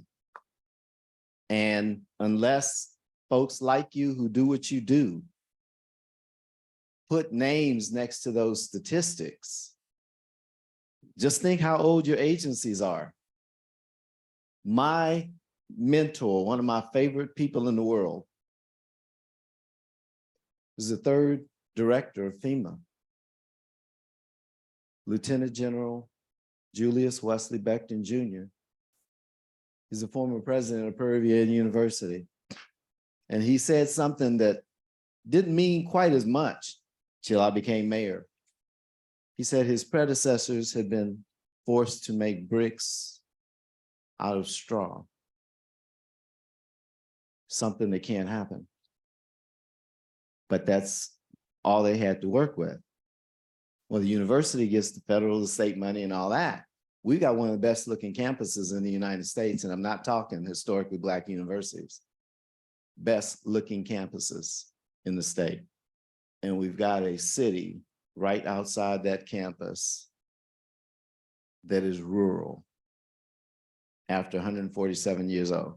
When we get hit with a disaster, we get hit. And we don't have Hurricane Harvey. We had a lady on a, well, it was a main street sort of off the freeway, but the water was running so fast, her car got taken over to the side and was being held by large bushes, or she would have been in that lake. We couldn't get to her. The water was too high and coming too fast, going west across Leandro Parkway. Our fire trucks, we had them on both sides, but they were afraid of putting the machine in there and then it get swept up by the water. That was a part of my induction to being a mayor. I'm like, what do you mean we can't get her? You got a rope? I'm a swimmer. Give me a rope. I couldn't stand there and watch. Had it not been for her blonde hair, we wouldn't have been able to see her, but we heard her. And I couldn't live with that being something that I heard. And then we couldn't get anyone to bring a boat to us because we were surrounded by water. They couldn't get through to our city because there was that much water. So we had to wait until a boat could finally come because they didn't have enough rope. If I could have seen, I'd have still been okay. I mean, I was a former lifeguard. I'm a swimmer. I swim in oceans. But that's the disasters that you all can assist with. Our students are simply incredible. When you talk about the internships and all, our students are incredible. They're volunteering all over the place. They're doing this honor roll stuff. They're getting internships and jobs all around the country. One of the highest rates of employment from our graduating. We've got one of the highest starting salaries in the state of Texas, graduating from college out of roughly the 40 schools.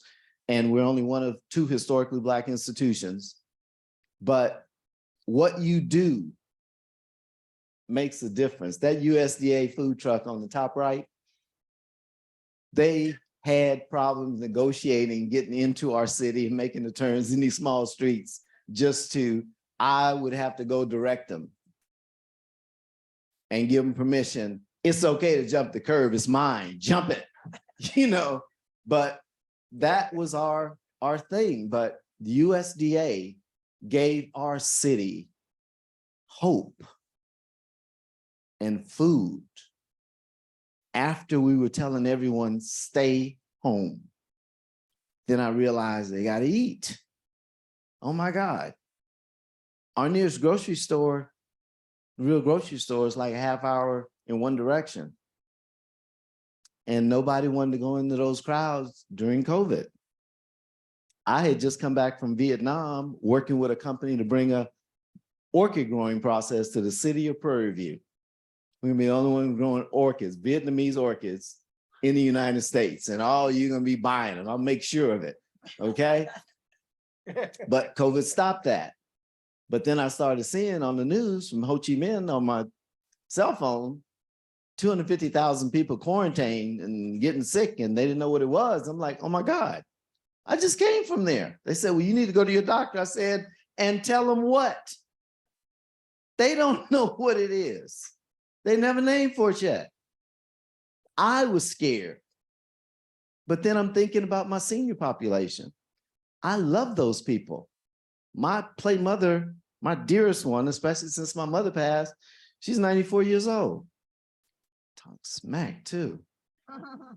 But if this is the consortium, the Black Towns Roundtable, the Historically Black Towns and Settlements, the World Conference of Mayors, that's who you're helping. But when you look at the underserved communities, that's across the entire United States, and it's not Black. When you get outside of any of the big cities, you're talking small towns like Prairie View, who are food deserts, who don't have services, but we get hit with every disaster. And that's why I say, you know, maybe by state, you pick a couple so that you can follow those statistics to see, are you really touching? Is the money getting to? When it goes to the governor in my state, remember, the governor designated opportunity zones. And everything around us is an opportunity zone. How could you miss us? For many years, the university was the largest employer in Waller County. It provided Waller County till it could grow on its own, which it's now doing. But all the development they're bringing in that fastest growing county, is in the southern part of the county, down toward Katy and I-10 freeway. We're here. We've been helping, but we have not been included. And that's the part that they had the strongest concern with me. I don't know if them finding out I ran the NAACP or the civil rights law firm made it, but they said that's why he's like that. I'm like, whatever we got to do. Thank you all so much. Now, what he's not telling you is that he went back on the city council. So when he told me he was running for city council a couple of months ago, Jennifer, I said, okay, he's got a sickness of being in the civic and public arena, but he's got a sickness for doing stuff. And so part of the reason why Patrick thought it was important for us to hear from an elected official from one of the areas that we're talking about as areas that fit the model is something that all of us know, whether it's David or whether it's, the nation, the tribal nation. The fact of the matter is a lot of communities just go do it. Jane, they just go do it. It is, uh-oh. I thought I took that away from you. Okay. I'm doing that mayor thing. No, this gentleman here is like a brother to me, State Representative Cecil Bell. And I would be very remiss because he fought, took me 14 months to get approval for a sale for people who wanted to build a Shell gas station and a Checkers restaurant in a city that doesn't have anything. You allowed this stuff before west and east of us. Why am I fighting for it? Because they had told the buyers and sellers no. And I said, really?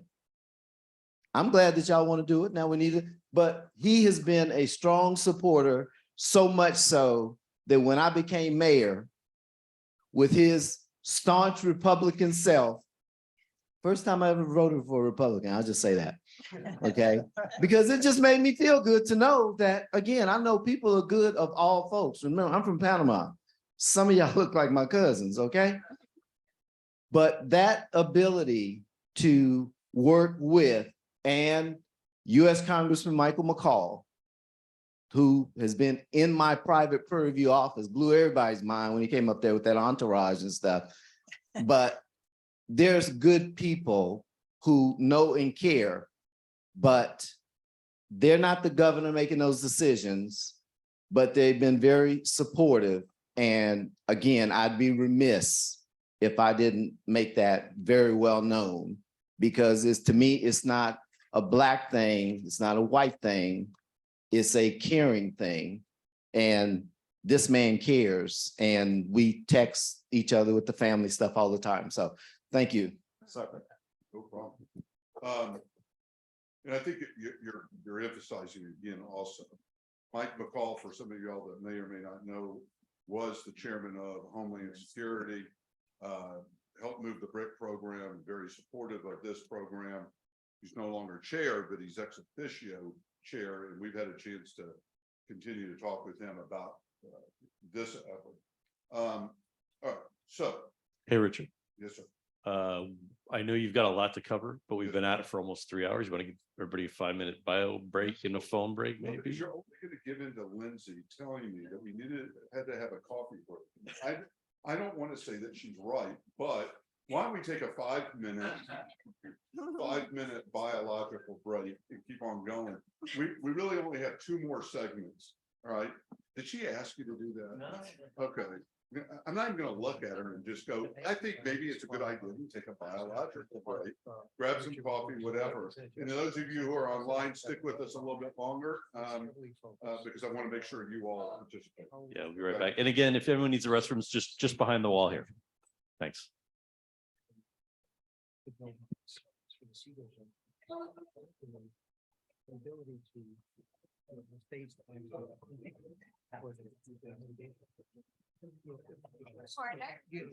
have leverage over governor was affected. Sorry to interrupt you. I want to leave that with you. I wrote you a little note on the back. Okay, great. Thank you. So anyway, it's one of the ideas I mentioned was.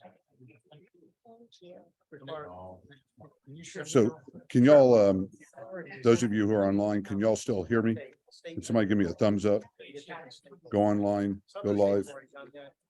Right. Hear you. Okay, Richard. so thank you all for your patience. We're going to go for about another 45 minutes, but what I'd like to do, Steve, I know you're remote, but I want to make sure that we're engaging all parties, including some great smart folks that are on, on this call.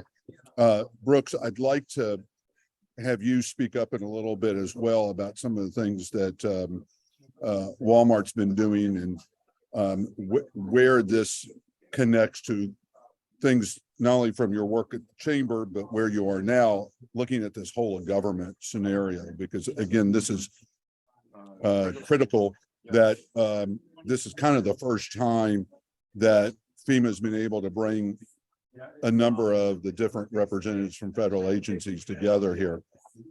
And then Scott, we're going to obviously bring you in a little bit as part of kind of the closing piece. But if you all don't feel shy about raising your hand or interrupting, but Steve, when we get back on, we're going to I'm going to open it up to anybody within the federal agencies that are here to share some of additional remarks, because they've actually been doing it along the way. And then what we thought we would do is move into the discussion about some of the data, close out on the a few comments. And Brooks, this may be very helpful from your perspective to add in about where some of the non-federal resources and investments can be applied to some of the work here. Does that sound like a plan, y'all? Steve, does that get us kind of where you'd like to go? Yeah, that sounds good, Richard. Sorry, I That can't sounds hear you. good. Thumbs up. Okay, cool. Okay. And again, I appreciate all of y'all, participating remotely. Hopefully this is not as difficult, little bit on the fly, but we've got a good group of folks here. And it's great to have you all on board as well. So don't hesitate, and we'll capture, Beth, as you've been doing, and others, we'll capture and share with everybody the items that are coming up on chat. So give us just another minute or two, and then we're going to corral folks back together again. Okay. Thank you.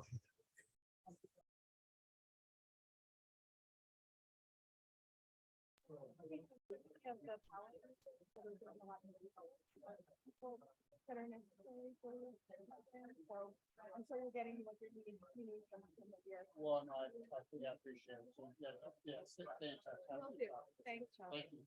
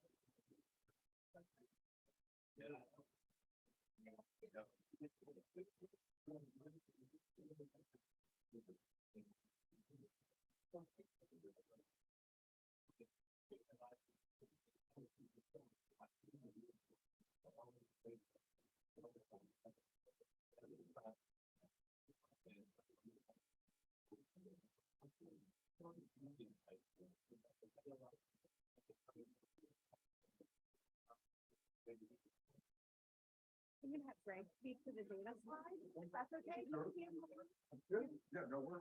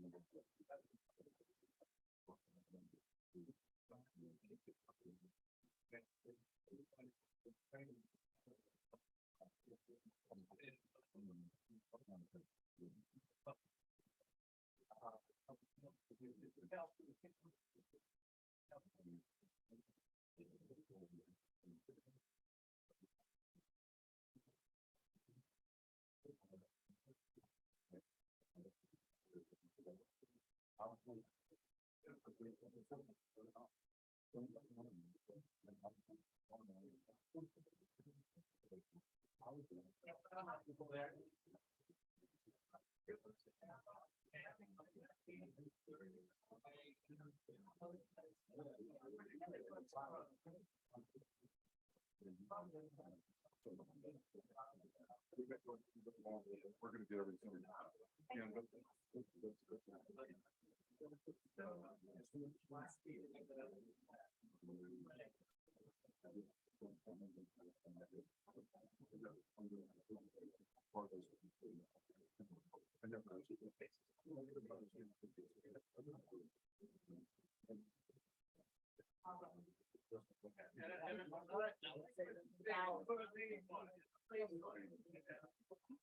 So thank you. Yeah.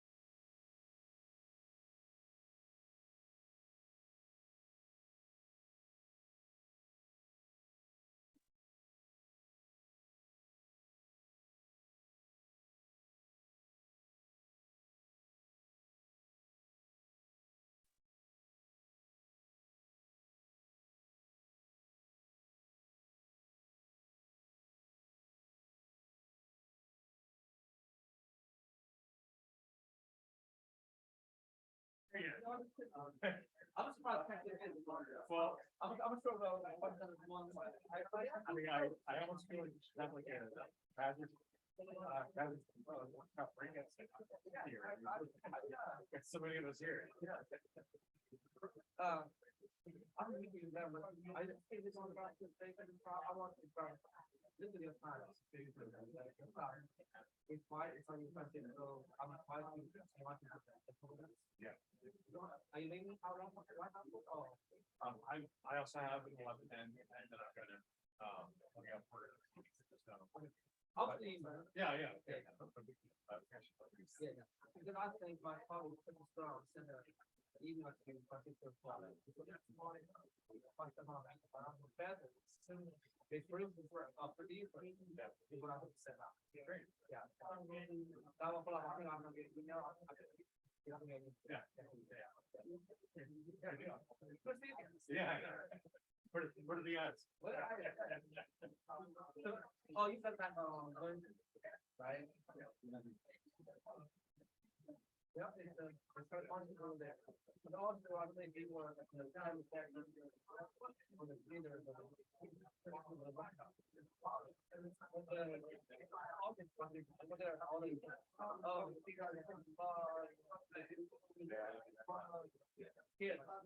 what do you have to do?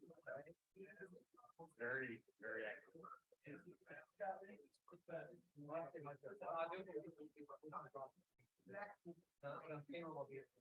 All right, folks. Folks, we're gonna reconvene. We are going to reconvene. Reconvene. Hello.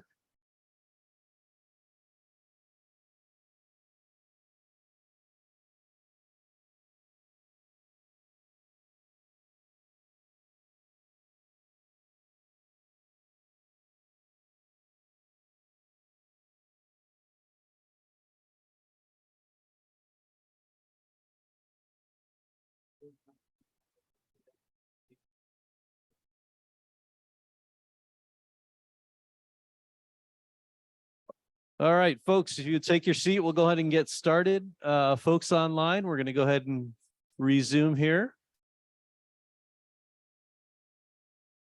All right.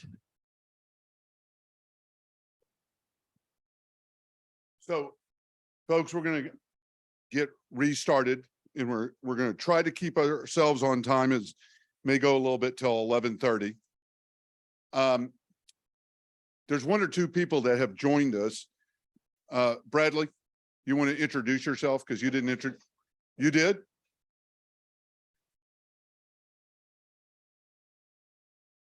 Well, you know what, you did that so easy. Go ahead. You've been helping develop and run and organize a pretty. I'm sorry, I know you want prepared remarks as a comms guy, but. Appreciate that. Yeah, so prior to my new job, which is in our Office of Resilience Strategy, which is looking across the entire resilience portfolio, I was managing and leading the Resilient Nation Partnership Network, which is how I know probably a third of this room, which is great. That need arose out of a strategic diversification of stakeholders, right? Where I was sitting in FEMA is essentially all the pre-disaster risk reduction activities sat in one place. And so we were engaging a lot of the same organizations. And so we had to figure out how to actually build outside of that. And so that's what that effort was. It was more of a community-based marketing approach, which is very different than what we often do in the federal government, which is very push marketing oriented, or pull marketing, which is create a demand and then create a product. So was that good? Do you need me to keep going? I don't. No. All right, good. Look, you paid me the $20. You got your minute. Okay. Yeah. In all seriousness, Brad, I'll say it publicly and privately, the partnership network has really brought the nation together, and you set in motion something that is truly an invaluable tool. And for those of you who don't know what it is, Brad's, we'll send the link, but Brad, I think this tries to mirror a little bit of what you've done. So thank you for being here. All right. So one thing that we keep on talking about is data. So what we thought we would do is take a few minutes and share a little bit on some of the data tools, Steve, that we've been working on and pulling together from external, using some of the federal data. But I do think that one of the takeaways, Janine and Stephen, is this idea of either leveraging what we've been doing with the Resilient Data Exchange or something where, yes, sir. I just see a hand up on screen. I don't know if Katie had a comment or a question. Katie, you got your hand up. So was that just earlier No. to tell me you could hear me? Sorry, that was something earlier. I'll put it down. Okay. Sorry. Okay. All right. That's one academic to the other academic going, okay, wait a minute, we got to get that. But Kalandra, unfortunately, could not be here. And I'd say unfortunate, but at the same time, thank God she's not here, because she's well, she's on the screen, but yes, not physically here because she got exposed to COVID. And then she was in New York, and then the floods and storms and all that type of stuff. So Kalandra is partly a representative of being a resilient individual. Juniper, Greg's gonna, or one of y'all is gonna step in. So let me share a couple of just setup items. I ended up being a data geek. Before there was a NIBS, there was this program that OMB and National Science, NSF, had, which was they captured every federal grant and contract ever released across the country, but kept the database hidden from anybody. But if you knew where to go find it, which we did. So at one point, we owned 100 million records of every federal grant and contract that ever left Washington, D.C. for over a decade. Now, unfortunately, when we downloaded the database, we downloaded 3 pieces of the database, all right, which included all of the classified data. So we turned that back. I promise. I swear to God. I swear to God. I swear to God, it's not at my golf course in boxes, okay? That was supposed to be funny. I'll keep on going. Okay.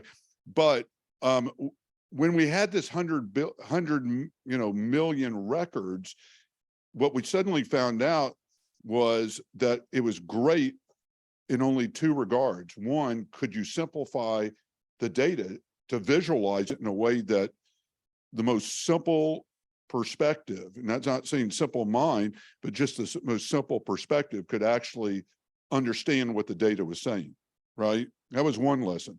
Then the second was, how do you make it actionable?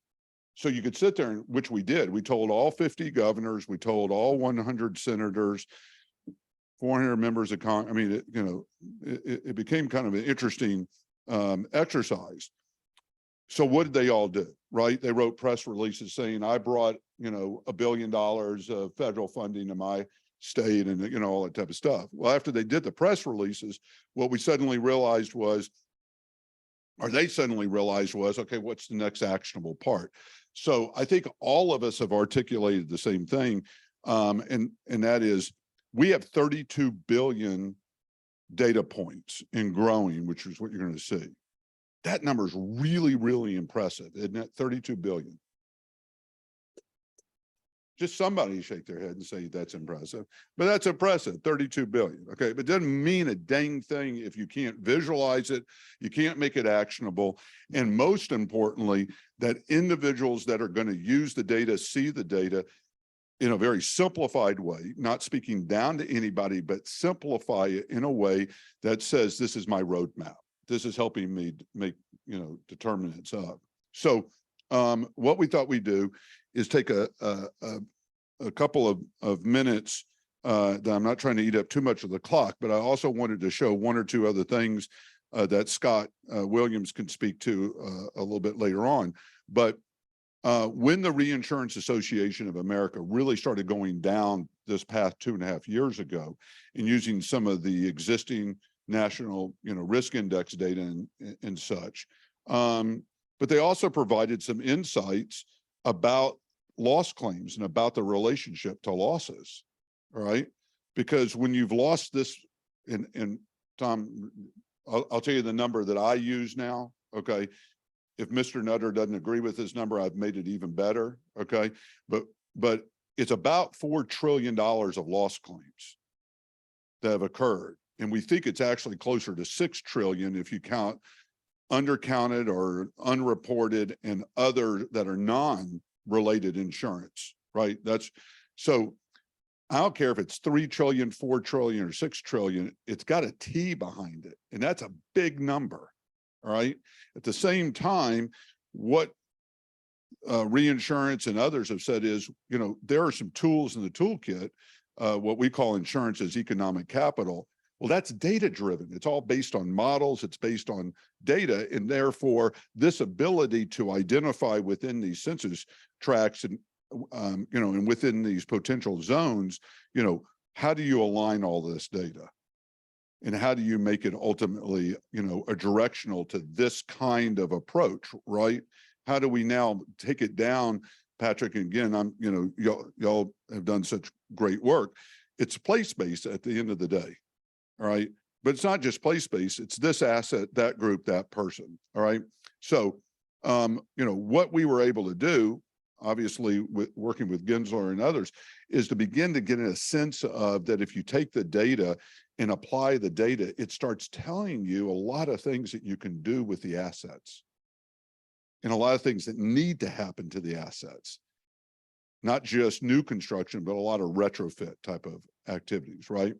So, with that, I'm going to go back and I am going to turn this over to Calandra and Juniper to take the screen over and share a couple of things with us on what we started assembling. Calandra, can you hear us? I can. Thank you so much. Can you hear me? Yeah, you may have to make it full, hit your green dot up there and make it full screen just so folks can. Should go full screen in a second. Okay, perfect. Is that full screen? No. No. Okay. How do I do that? Yeah, just do slideshow. Just go to use slideshow. Go to the right. Go to the right. Slideshow. Slideshow. Slideshow. I'm back. Oh, you know what? My Zoom controls are in the way. No wonder I can't see it. Okay. Thank you.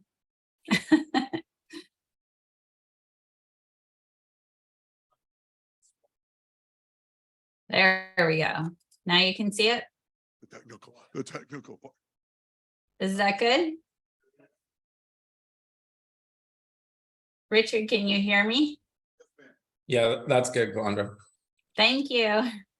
Okay, so thank you again for the opportunity to say hello to everybody and talk about, oops, the resilience data exchange that we've been building.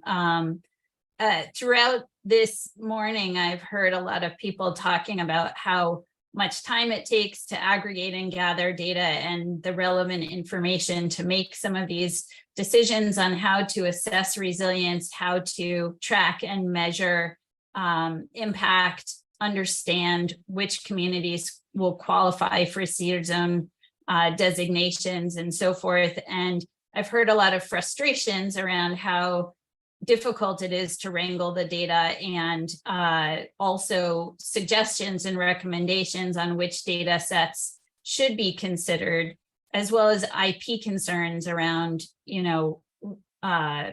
private data sets. And so we've really put a lot of thought around all of these things in the resilience data exchange. And what we've done is we've actually brought in to my company is a Statebook, is a data aggregation and location intelligence company. And so we've brought in all of the relevant data from the FEMA National Risk Index, from NOAA weather data, from all different government agencies, the census, the Bureau of Labor Statistics, departments of education, health, housing, transportation, energy, you name it, we probably have it, or we can easily add it. And we've also brought in some third-party data sets like mobility insights and climate alpha data that you're looking at here that scores the natural hazard risk as well as readiness and vulnerability against every community in the country. And collectively, we are visualizing all of this data, as Richard mentioned, over 32 billion data points across all different types of data and public, private, and nonprofit data. And our system is flexible enough to be able to bring in any data that is desired, both for sort of ubiquitously across the United States, down to the census tract and block group level for every data set where the data exists in that format, as well as even down to the point level. And then we've brought in all kinds of visualizations and third-party data sets like the climate and economic justice screening tool, like a global impacts, impact potential data that and scores that enable investors to easily understand what impact their investment in an area can have against things like affordable housing, like Rod mentioned, or access to healthcare or education, different diversity issues, or unemployment or poverty. So that impact can be both assessed ahead of time and then measured going forward for all of the different projects that are being implemented in CDR zones across the country.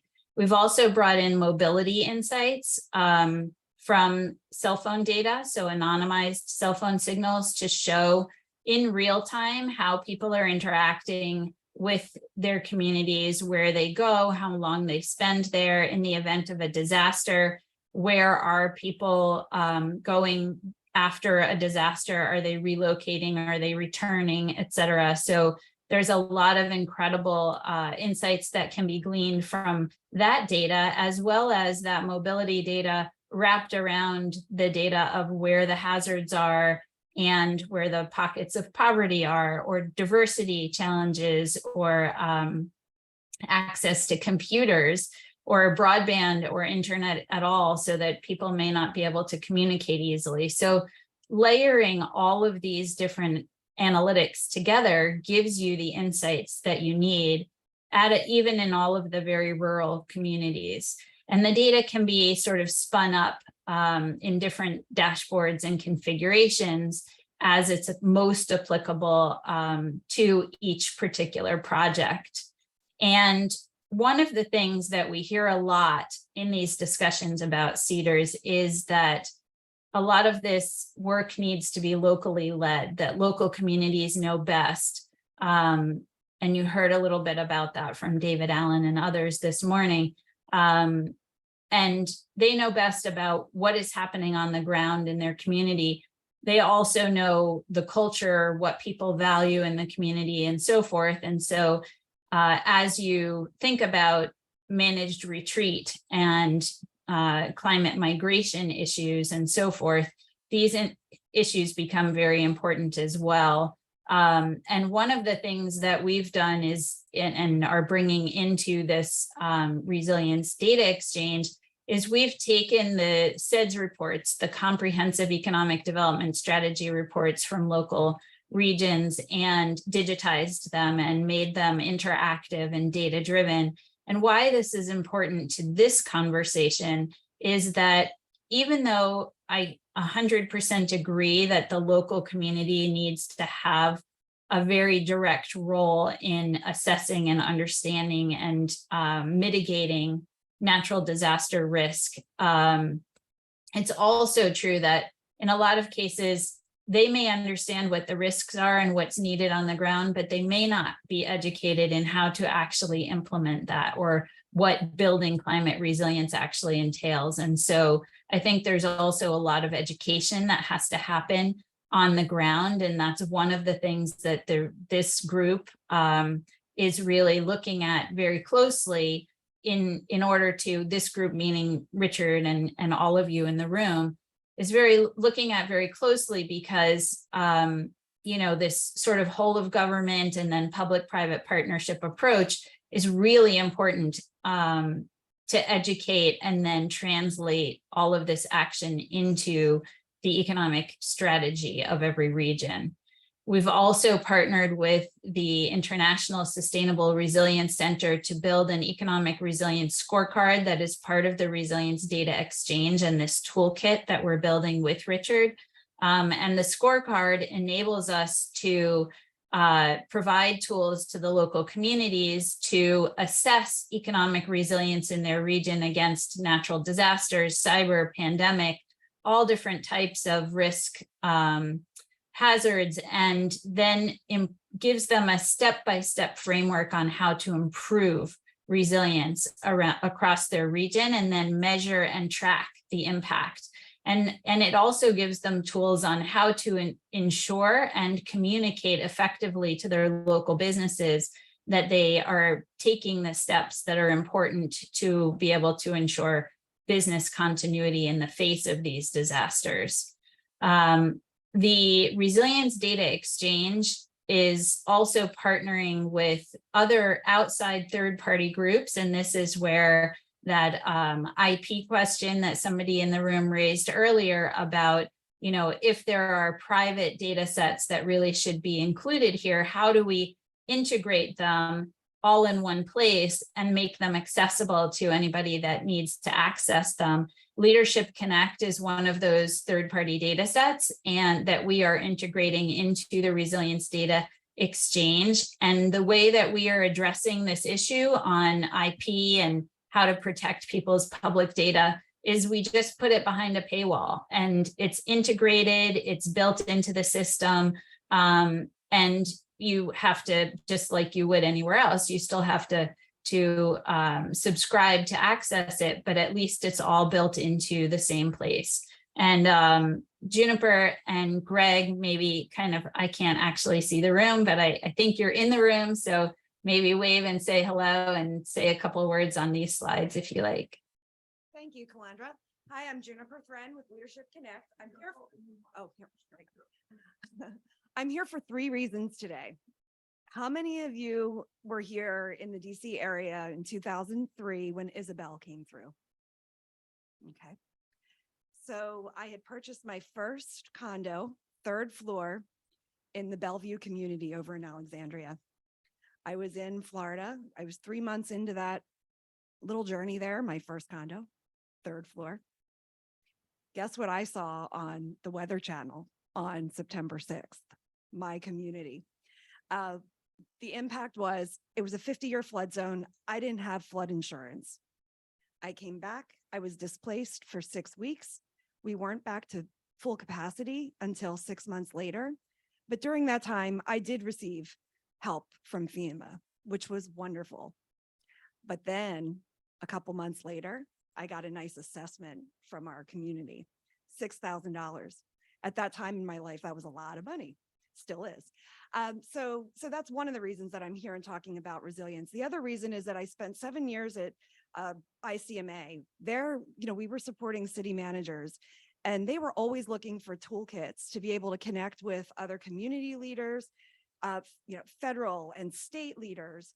And during that time, we were oftentimes talking just about sustainability. And so from 2012 to 2019, while I was there, in those last 3 years, we really started talking about resiliency and how important it is. And it was such it was an honor to serve those folks because local government folks, they're passionate about their communities. We saw it today with David, and they just want to make communities better.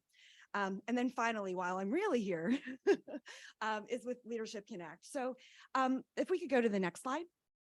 So for those of you in the room, many of you have probably heard of the Yellow Books. We've been rebranded over time, and we are now Leadership Connect, an online tool that helps you find people and those change makers across all levels of government and the private sector. One of my colleagues coined the phrase, "You no longer have to Google and guess with us." So as we're looking at the data exchange, our goal is really to have information at the fingertips for those local communities and other stakeholders. With the service that will be powering the people intelligence within the data exchange, you can feel confident that you can reach out to the right person the first time. That was coined by one of my friends over at ICC. So needless to say, we are looking forward to really helping the communities, helping those governments with those conversations. Because at the end of the day, we can talk about data all the time, but there's people behind the data. And when you think of the people behind the data, many of you are in that data set.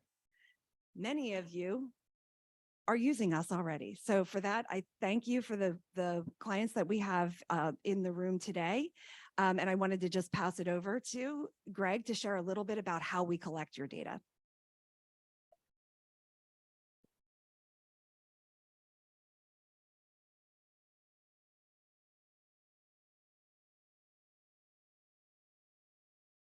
Good morning. All right. I'm honored to be here today. I never thought when I envisioned myself in growing up in Detroit, would I be standing up in DC giving this opportunity. If you could change the slide, move one forward.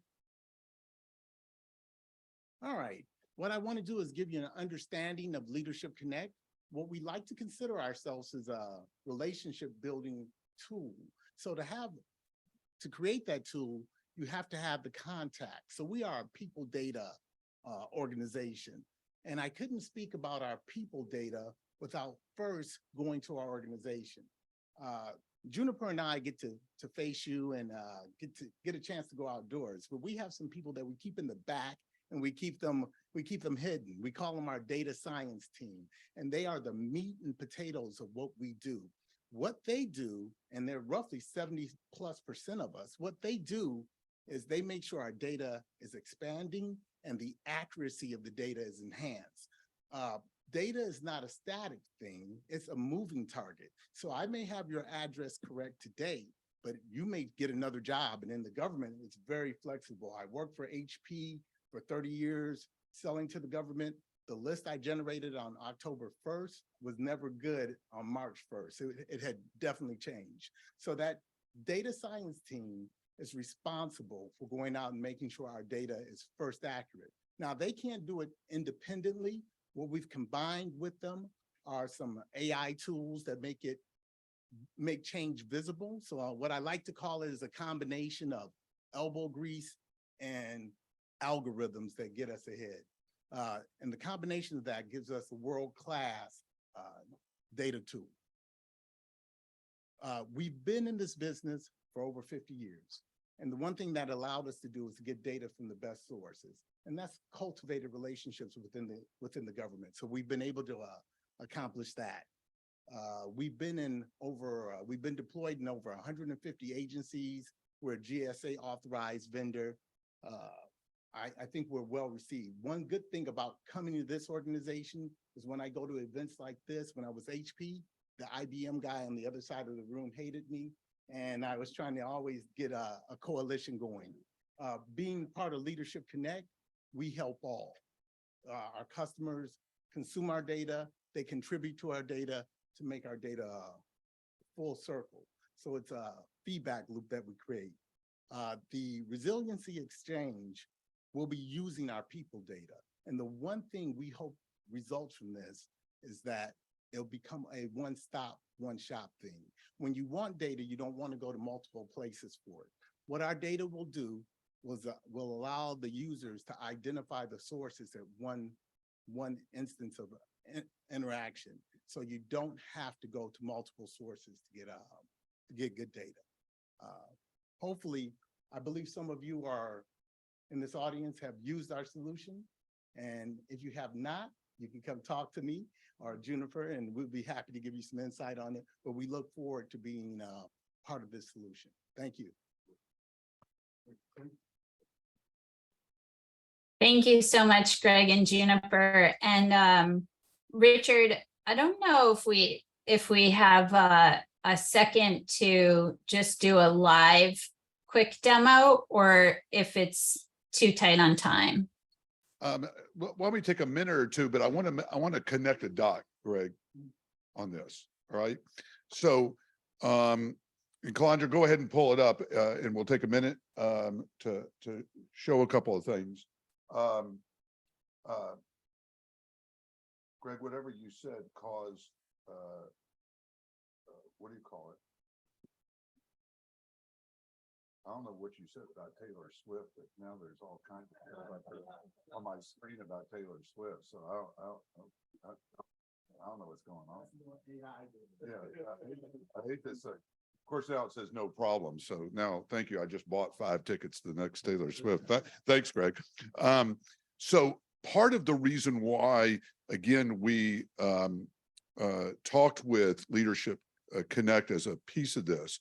So from y'all's federal perspective, but also from the private sector perspective, a lot of these communities that are going to be designated don't know who to call, don't know who to go find, whether it's for the grant, the contract, the program manager.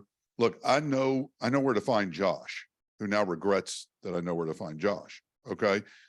Josh is out there, present in the world, you know, on a lot of podiums, highly networked. But even that, there are a lot of these communities who still don't know who Josh is. All right. Thankfully, he's still in the job, because a lot of the Joshes change jobs every 2 or 3 years. Right. So what we felt was that we would actually create Resilience Connect. And that is that for everybody, and I'll use this, Steve, go back to the DOD world, okay? If I had not known that Richard Kidd, knew of Richard Kidd before, and now he's over at DOD, okay? I'm fortunate that I'm just such a data geek that I know where to, you know, go find a Richard Kidd. But what we thought was this would kind of democratize the ability to help these resilient zones identify who it is. But we talked about that this is really a great federal profile. It really isn't. It's going deep down into state and local government as well, because the dollars, if I'm saying this right, the dollars, you know, leave Washington, go to a state or county or local government, or to another type of organization. So part of what we were saying was that these zones need to know who to connect with and need to find folks, you know, Janine. And it's not just at the federal level, because again, the dollars may come and orient from here and a lot of this, but some of it's going to be back in your city and county. And even that's not easy to find. So the connection of these two that Calandra is showing you on the screen about being able to look at different kinds of profiles also should correspond to you being able to find a person to talk with and connect with. Does that make sense? I know y'all are getting tired of hearing me, but all right. Calandra? Thank you. I want to recognize that Steve has his hand up too, in case you have a question. Steve?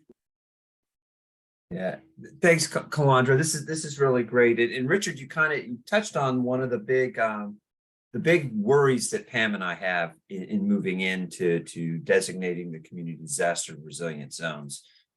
And that's what happens after the designation.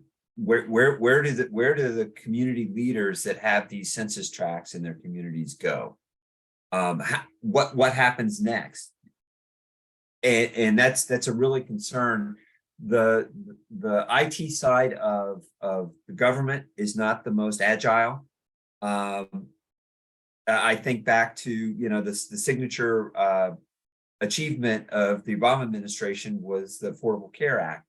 What did that teeter on success failure? Was whether or not the damn website worked. And that was an all hands on deck situation to get it right, and that's not probably going to happen in this case. So my dream is that there is a or multiple very simple to use user interfaces where a community leader can enter their census tract number or whatever designation we put on a resilient zone, and they can get a profile of the three components that we're using to designate the natural hazards risk in terms of the estimated annualized losses, social vulnerability, and community resilience. The NRI is an imperfect tool, but it's the tool we have. And it's likely the tool we will use to designate the zones with further study to come. But two of those components, the social vulnerability index and the community resilience score, are black box whole numbers that don't tell you anything. So what we really need is somebody to explain why they have these high estimated annual losses, why they have high social vulnerability, what are the key aspects and attributes, and why they have low community resilience. And that's just the start of the conversation, because that might not reflect the community's reality. And that's the other challenge, is who's going to have that conversation with the communities. Here's what the data tells us. Now you tell us how this lands on you. How is it, how is it walking in your shoes with this situation? What is it that we need to focus on? That data has got to be present, and as I like to put it, so my 82-year-old technically adverse mother can understand it and use it. That's the challenge that we have. So what we really need is some really good user interfaces that takes this information and breaks it down in an easy to understand fashion to help get the conversation started. And that conversation doesn't necessarily start with us at a federal agency level. It's likely going to have to happen with what we call community navigators, folks that are outside government, who know these communities best, and then can help them, guide them, navigate them to the assistance that they need on the issues they have. Some of these community disaster resilient zones might not have a natural hazard that is the built environment. It could be a situation resulting from agricultural losses, and that's not necessarily a FEMA hazard. So we really need a lot of help here to help present the information in a very simple way that will facilitate the navigation to the assistance they need. Steve, thank you for those comments. What you're saying rings very, very true for me and my lived experience in working with hundreds of economic development organizations and across the country. And now that, Richard and I have been going out and talking with communities about the cedar zones and helping to get them educated on what's coming and how to prepare. There's nothing that rings truer than what you're saying, because a lot of the time, like when we worked with the communities for the EDA CARES Act funding, there was this enormous amount of money that came down for COVID recovery, and nobody was educated on the ground on how to do COVID recovery. What did that even mean? And So learning from that lesson, I think, is really important as we go into this process with the cedar zones and helping to the communities to really understand what's happening. And in this data, we've brought in the FEMA National Risk Index. We do have all of the different risks, and to your point, Steve, the risk index, the expected annual loss, social vulnerability, and community resilience scores for each of these.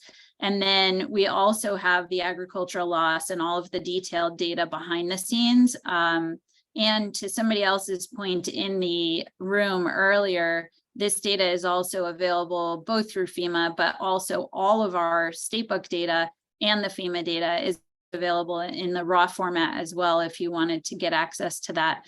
And then what we've done is we've built this FEMA data in side by side with all of the other data that we have, those 32 billion data points that Richard referenced earlier.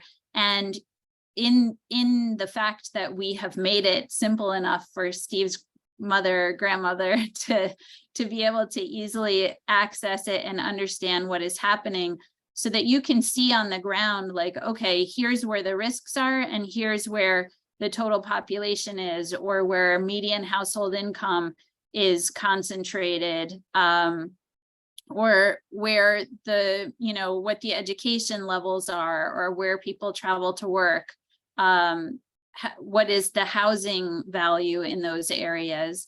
And we've layered all of this data in with a whole variety of different views that makes it super accessible. So if you just wanted to see how population is growing over time in a chart, or get more context for the region and be able to see it in a benchmark over time, and I apologize, my internet is a little slow here, but you can see all of these different views of the data, and be able to understand what is happening, and table views as well. And for all of the different views, you can actually download them right from here to add them to a report or export them into an Excel. And then we've brought in the climate and economic justice screening tools. So for each census tract, and you'll see this is census tract 96.02 in DC, you can see all of the different data about how disadvantaged the community is, what the poverty levels are, what the national risk index is, and pollution, transportation, housing. There's so much information built into these different scores, and you can visualize them on the map as well. And then you can look in our system at what industries are in the area, where are people employed, what is the number of establishments or how many people are employed in each industry, and what's the payroll that is impacted if that's impacted by a natural disaster. And to the workforce training discussions earlier, we also have all of the occupations data, both from the census and from the Bureau of Labor Statistics. And each of these gets into, the very, very granular codes of whatever data is available at each level. And then I wanted to actually address the Prairie View discussion, because there is a lot of frustration around the country on how you can't access all of this data, especially down to the census tract and block group level very easily for rural communities.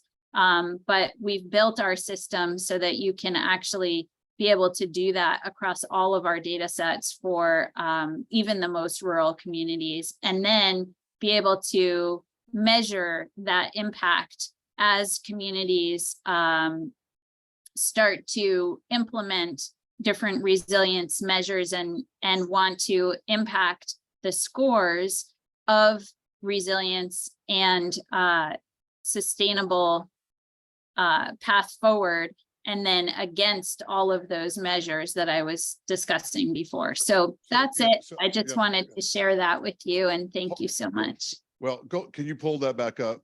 Oh, I'm sorry. Yeah. Sorry. All right. So, and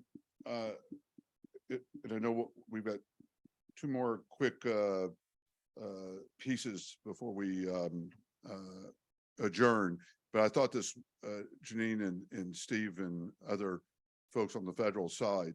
So Howard W. Buffett Warren Buffett's grandson up at Columbia, had been working on something for close to a decade now. He's written a book about it. He's finished the algorithm, and it's called the impact rate of return.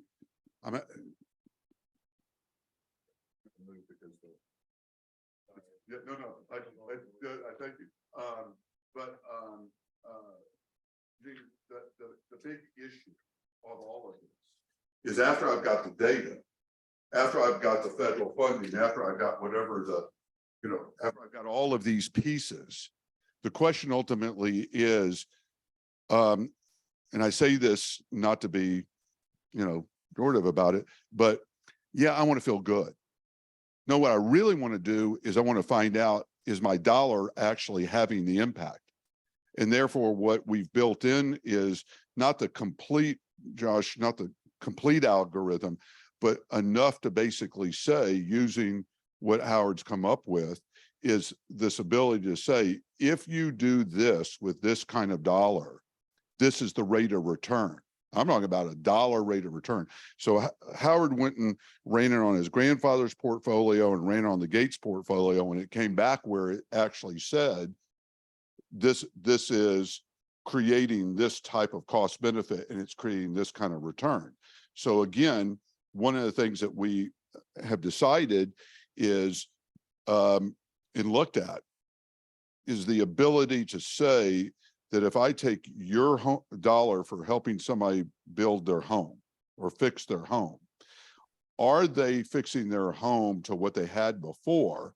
Or are they going to fortify it, amplify it? They're going to change the material so that because it's one thing to, as you know, to know, as you guys know better than I do, I can build you to what you had before. That was crappy the last time it happened. All right. So if I'm going to, okay, thank you. I thought my wife told. Okay, I thought my wife said cut that. Okay, yeah. All right. So but what I think we have the opportunity, looking at it and incorporating and partnering on the federal data, is the ability to really get to not just the metric of, is it hitting an ESG goal, but is this investment, is this allocation really driving the impact? Steve? This is exactly the kind of conversation we need to have, because what you're doing is connecting goals to which is connecting goals to capabilities similar to what Calandra has shown, because as data sets are very, very rich, even navigating them through a elegant user interface may not get to the decisions that need to be made. So as much as we can, working from one side on the data side, what the art of the possible looks like, develop the tools necessary to make certain kinds of decisions. So when we have the goals, get down to sort of what decisions are made and what your options are, and what are the objectives are, and what we're tracking over time. Then it becomes a little, it's more easy to tailor the user interfaces and things like that to meet the direct needs. And I'm sure Calandra understands this as much as anybody. Until then, it's a bring me a rock game. Right. I've shown you beautiful, elegant interfaces to see a lot of things. Does it help you yet? And so really that part of the conversation that flows down from goals to the art of the possible within the data, to really zero in on decisions, that is the hinge point where we can connect the data to the value to the rest of the community. And Steve, to your point, it's why we're building all of this data into or have already built all of this data into our digital CDRZs platform, because at that point it becomes the research for communities, regions engaging in their comprehensive economic development strategies. And then they take that information about their region and use it for their SWOT analysis, use it to gain and inform community consensus on what the priorities and objectives are for the next 5 years, and then report that out to EDA, and then have the digitized tools at their disposal within the platform to be able to track and measure all of the progress over time. there's a lot to be discussed, but I think what our hope was how we integrate the federal existence of data with private and third party and connect the dots ultimately, Janine and Steve, in a way that, yes, anybody across the country wants to tell y'all which places to designate. All right. That's y'all's responsibility. After the designation, how we help them get informed and how we help them implement, and how we also bring other resources, because that gets to, you know, the other piece here. And that is that Gensler can come in and look at all of the design and help put pieces together from the knowledge of a project. Lindsay's got a huge amount of developers who do everything from affordable housing to other pieces. The question ultimately is that I believe that anybody from the outside who's going to invest side by side, whether it's with FEMA, SBA, or anybody else, is going to want to know what am I investing into, and am I going to get either the cost benefit, the impact, you know, the rate of return, right? Because it is, Rod, to something you said last night. We are really trying to create a new resilience enterprise across government and public and private, if that makes sense. Okay. Steve, you have your hand up.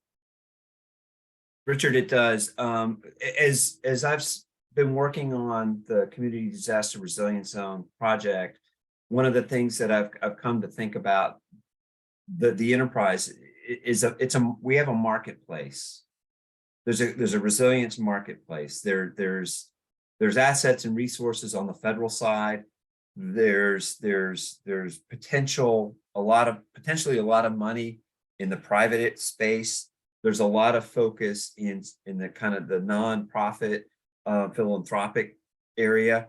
And the marketplace is rather flat and decentralized. It's disorganized in the terms that it's the opposite of highly organized and hierarchical. That's not meant as a pejorative. So the challenge, and I don't see that changing anytime soon.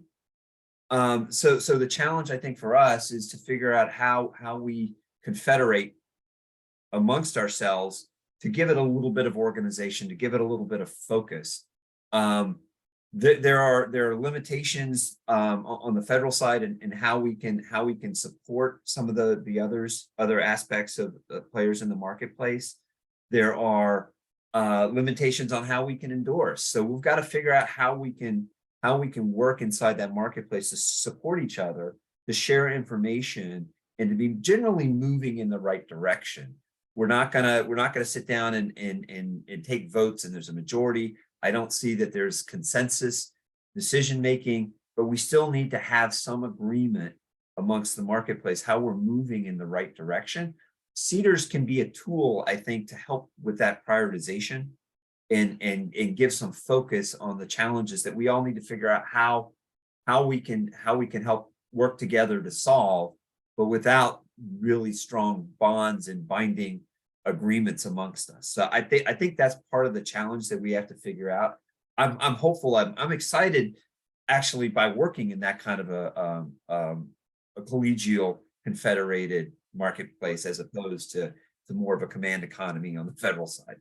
Well, also look, if there isn't a way to in a neutral convening scenario, Steve, this will remain fragmented. And it means that places like Prairie View and other communities across the country, they'll go do whatever they got to do to survive, but we're missing the point to end the fragmentation, right? Brooks and Scott, I want to take a couple of minutes and connect the dots about some of the private philanthropic capital to be played out, where philanthropy looks at this, Scott, where some of the elements are for some of the private activity bonds. And then I'm gonna ask Reeves, for you to take just a couple of minutes and share kind of some of the survey results, because I do think that the idea that you all have collected some pretty interesting survey that tells that this is truly, I'm gonna be mindful that you know, but I do want to have you just highlight a few. Okay. So Scott and then Brooks, I'd like, Scott, can you take a few minutes and talk a little bit about some of the capital activities that are kind of follow on to where you all started with the resilient zones and the opportunities that exist for unleashing not just insurance capital, but other forms of capital? Sure. Yeah. So I think we've talked a lot about the potential of CDRs being a framework that can help coalesce really the efforts that are happening across the entire spectrum of the marketplaces that Steve spoke about, so that we're all sort of rowing in the same direction and prioritizing resources, applying them to the same areas. And then when we build resilience, we can move on to the next stage. So, you know, CDRs as it's constituted today really can serve as that initial framework. And it has some tools in the toolbox in terms of an increased federal share, reduced local match, some resources for technical assistance and financial assistance that's available to designated communities. But the real power and benefit of what CDRs can be is this larger coalescing sort of force to bring a whole of government agency sort of focus, so that when EPA is looking through the lens of resilience through its funding programs, it can be in coordination with where the natural hazard risks are as indicated by FEMA. Same thing for SBA and HUD and just across the entire federal agencies. It's a way to leverage the data sets, the identification of most at risk, but also figure out where the current resource allocations are so that we can pull them all together in support of a common cause. But there's a phase 2 aspect of CDRs, which is really leveraging every federal dollar invested in the space with state and local, but also the resources of the private sector. So we're talking about, of course, the philanthropic community, but also the corporate community, where in the investment side, you know, there's like $60 trillion of assets under management under Ceres, which is a largely pension fund, but also investment organization that's focused on climate and resilience. There's another 20 in the Coalition for Climate and Resilience investments. And so there's really a lot of private sector resources, including the insurance industry, which has about $6 trillion of bonds investments in our portfolios. So we're looking for ways, principally through the tax code, where we could build in incentives that would actually attract more of this capital in the private sector to come into these exact same communities. And so there are ideas for doing things like direct pay bonds, private activity bonds that are, you know, akin to like resilience bonds, tapping into CDFIs, creating tax credits around resilience funding for infrastructure, pre-disaster mitigation. And so there's a phase 2 opportunity that goes beyond just what we're talking about here, which is coordinating all the vast resources we currently have under phase 1, but continuing to build new tools into the toolbox so that it gives each one of these communities the choice of how to best match the need with the funding sources that are available. Not all of these communities are going to have the same ability to access capital markets or the same ability to stand up with respect to technical assistance. And so there's going to be, it's not a one-size-fits-all tool. The designation can help make a variety of tools available, and each community would be empowered to select the tools financially that will actually bring about the resource development they need locally. So I think that's a good place, Richard, to start in terms of where we are today, but also how we can coordinate together around this common framework and just continue to add to CDRs in the future. So one of the things, and Stuart, I'm actually going to pull you into part of this for a few minutes as well, because you've been actually talking to a lot of capital sources out there. But I'm going to hand this off to Brooks in a second. But I think, Janine, and for the purposes of whether it's SBA or HUD or any of the federal agencies, the real proof in the pudding is going to be that in this zone, this geography, we've lost $10 million. Let's just use that as a figure. I've lost $10 million over the past 3 or 4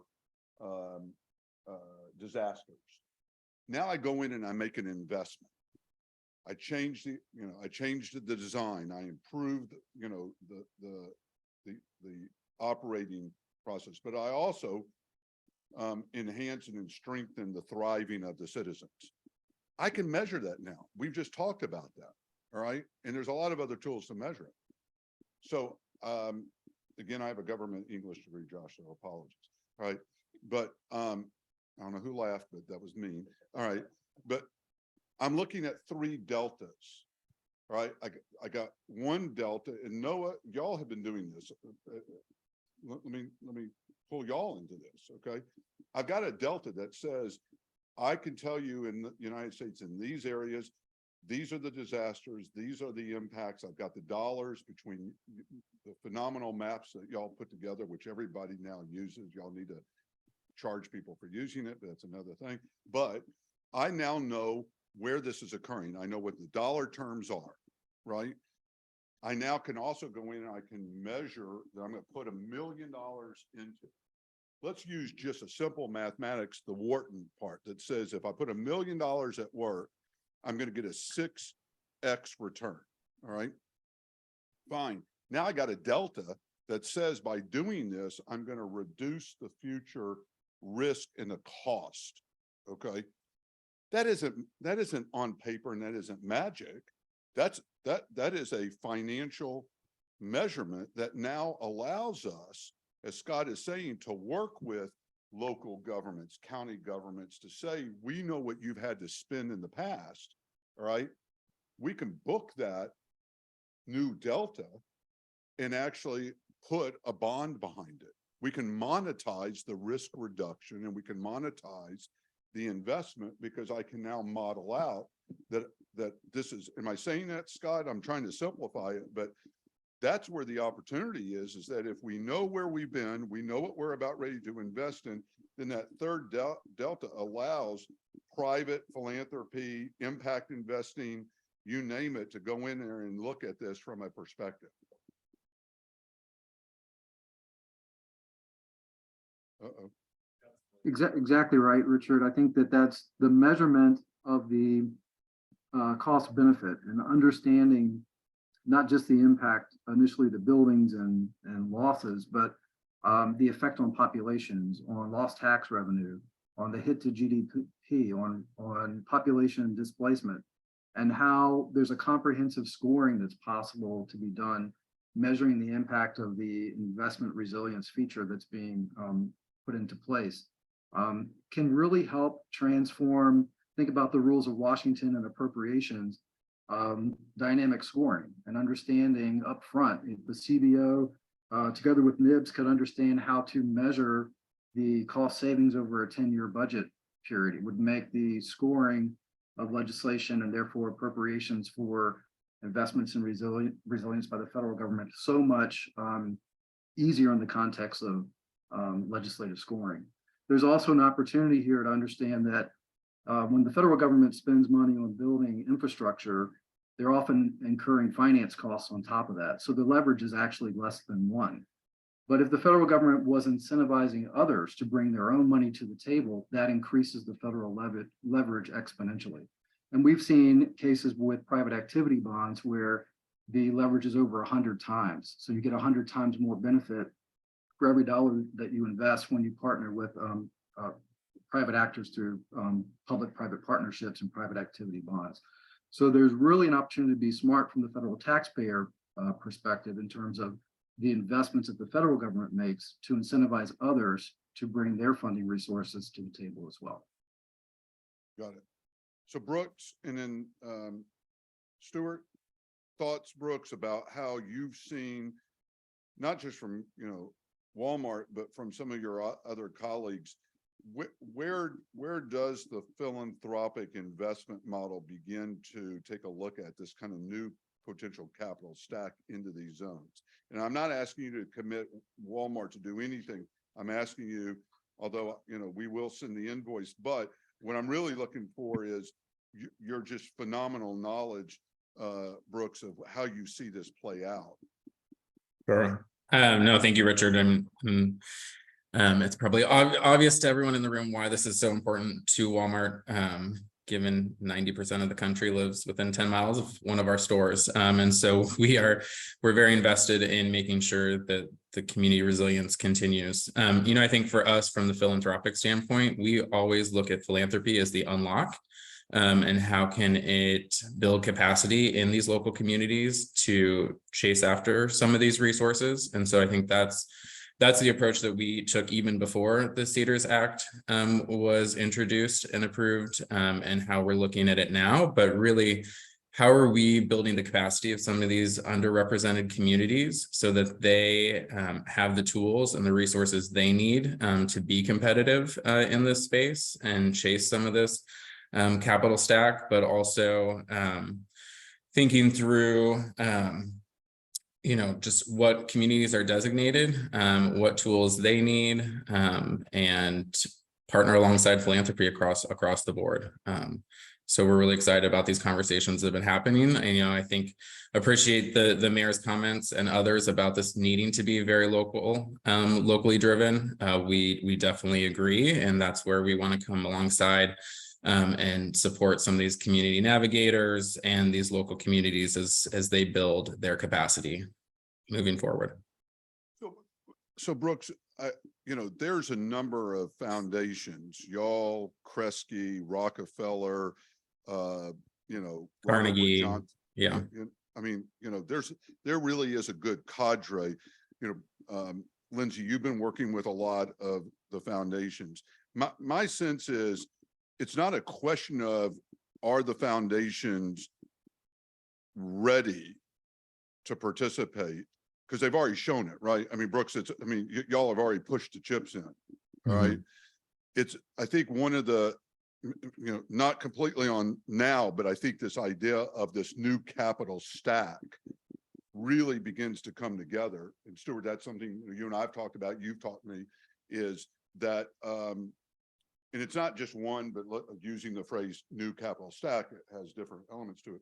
But I think, Brooks, the ability for us to look at a new capital stack that leverages these federal programs, but also don't leave this to Josh, to you and Francisco to be the only ones at the table, because after a while, y'all are going to go away. There's other types of resources that are going to sustain the work. And like you said, Brooks, y'all tend to be the connector or kind of the spark to some of this. So Stuart, y'all, in your work, you've been putting together, looking at these capital stacks. So what's your thoughts about how this could come together around CDRZs and from the perspective of partnering with some of the federals? Thanks. Yes. So sitting and listening, I'll have to say one of the things that I was feeling today was like sort of my knee bobbing up and down, kind of like, okay, let's get to the next thing. Let's get to the next thing. Because in fact, while I'm working with Calandra and Richard on some data focused angles to this, because of the last 10 years of resilience strategy building, placing chief resilience officers, working with cities, doing work with tribes, and the resilience tools and testing with CDFIs and others, it's the implementation, it's the project identification, preparation, implementation, funding, and finance that's been such a huge part of how you make the turn. And it reminds me of my work on the Hurricane Task Force, Sandy Hurricane Task Force. I was the partnerships director there. And so much of that conversation was about aligning, braiding, stacking capital.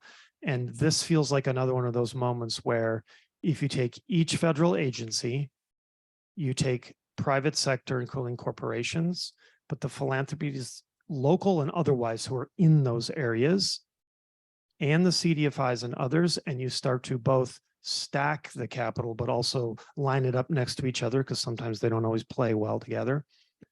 Then you're starting to turn towards not analysis, but implementation. And I think that was a huge lesson during the Hurricane Task Force. I went from there to start 100 Resilient Cities and work over the last 10 years on that process. None of it easy, none of it 100% successful, but you can see where the, at least on our language here today, I'm like amazed. I hear the language that I fought to say so many times and did not have it repeated back to me, right? And now you hear it kind of coming out of everyone's mouth. So, but I think this gets to a little bit what Brooks said. How do you then at the local level? Today, the NOFAs were announced for the Greenhouse Gas Reduction Fund at EPA.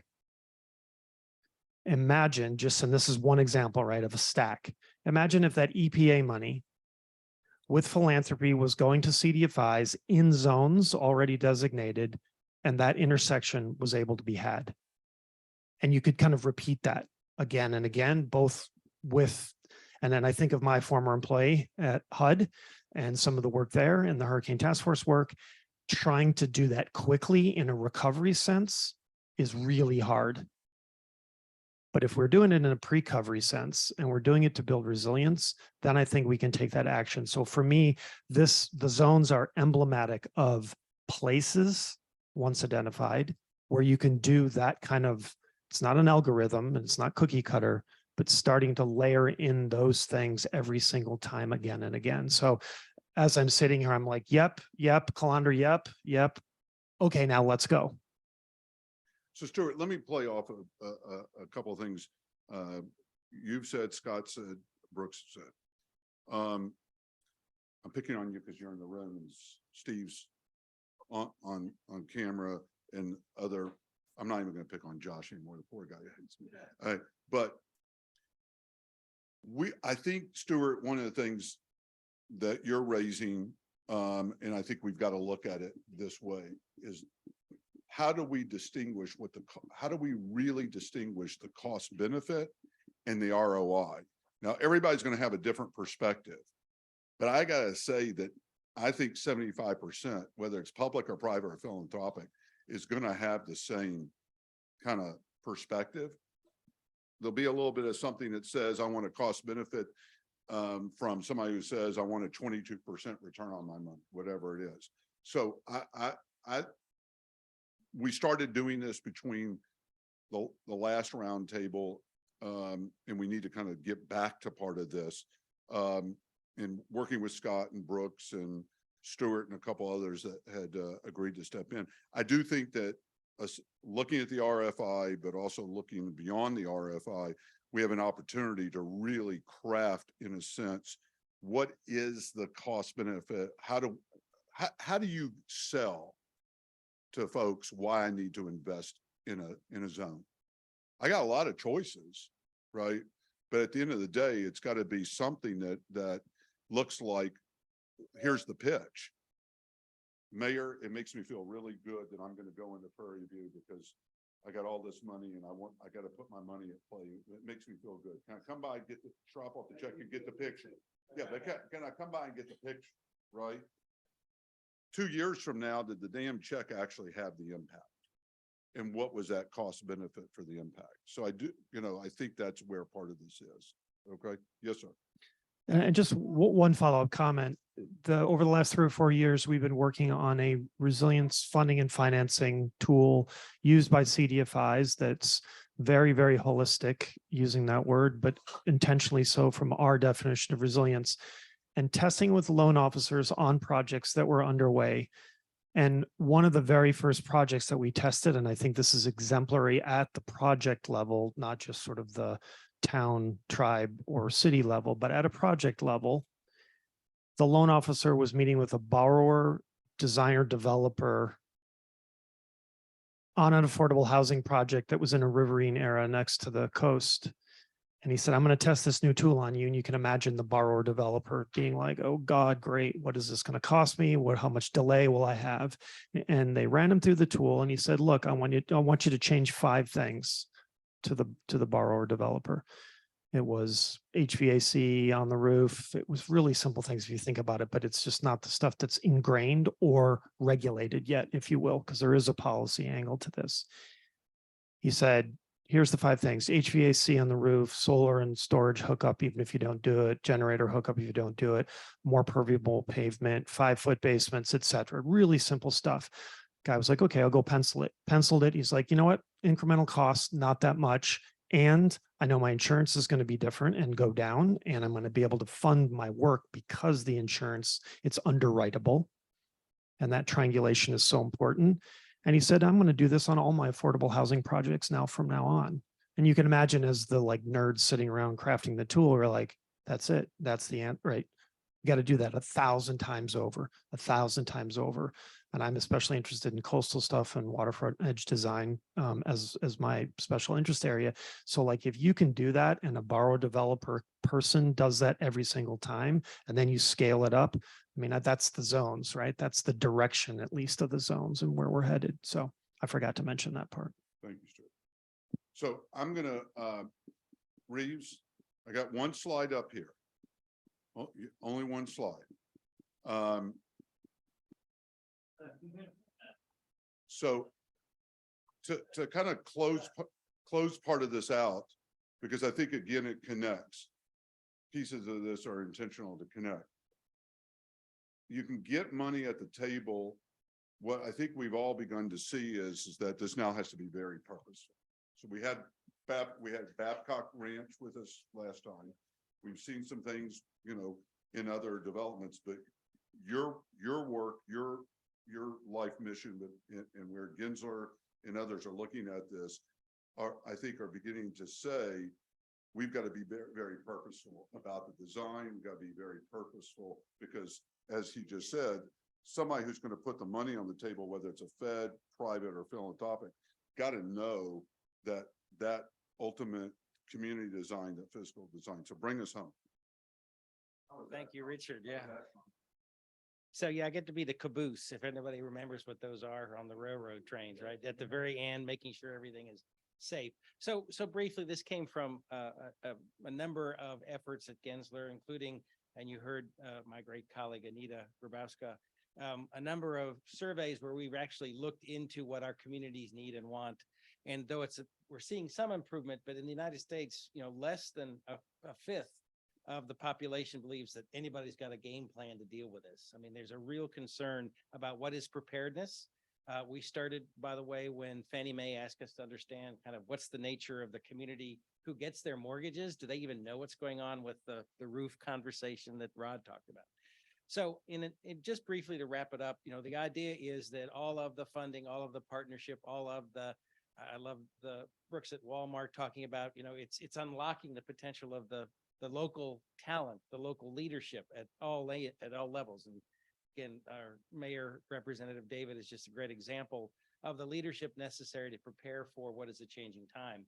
When we started the surveys 2 years ago, we hadn't even started to worry about inflation, but we could begin to see a real concern about the climate impact, not just on daily realities, but my future quality of life, my family. We're not quite like the global South, where we're worrying about saving our families' lives, though I'm afraid even the last few days we've seen some of that. So the idea of projecting forward these 4 balanced actions that come from designers looking at, yes, the economic and the equity component, absolutely no questions, and the environmental focus, which, back to the ESG conversation, is a driver now across the investment, the insurance, et cetera, community.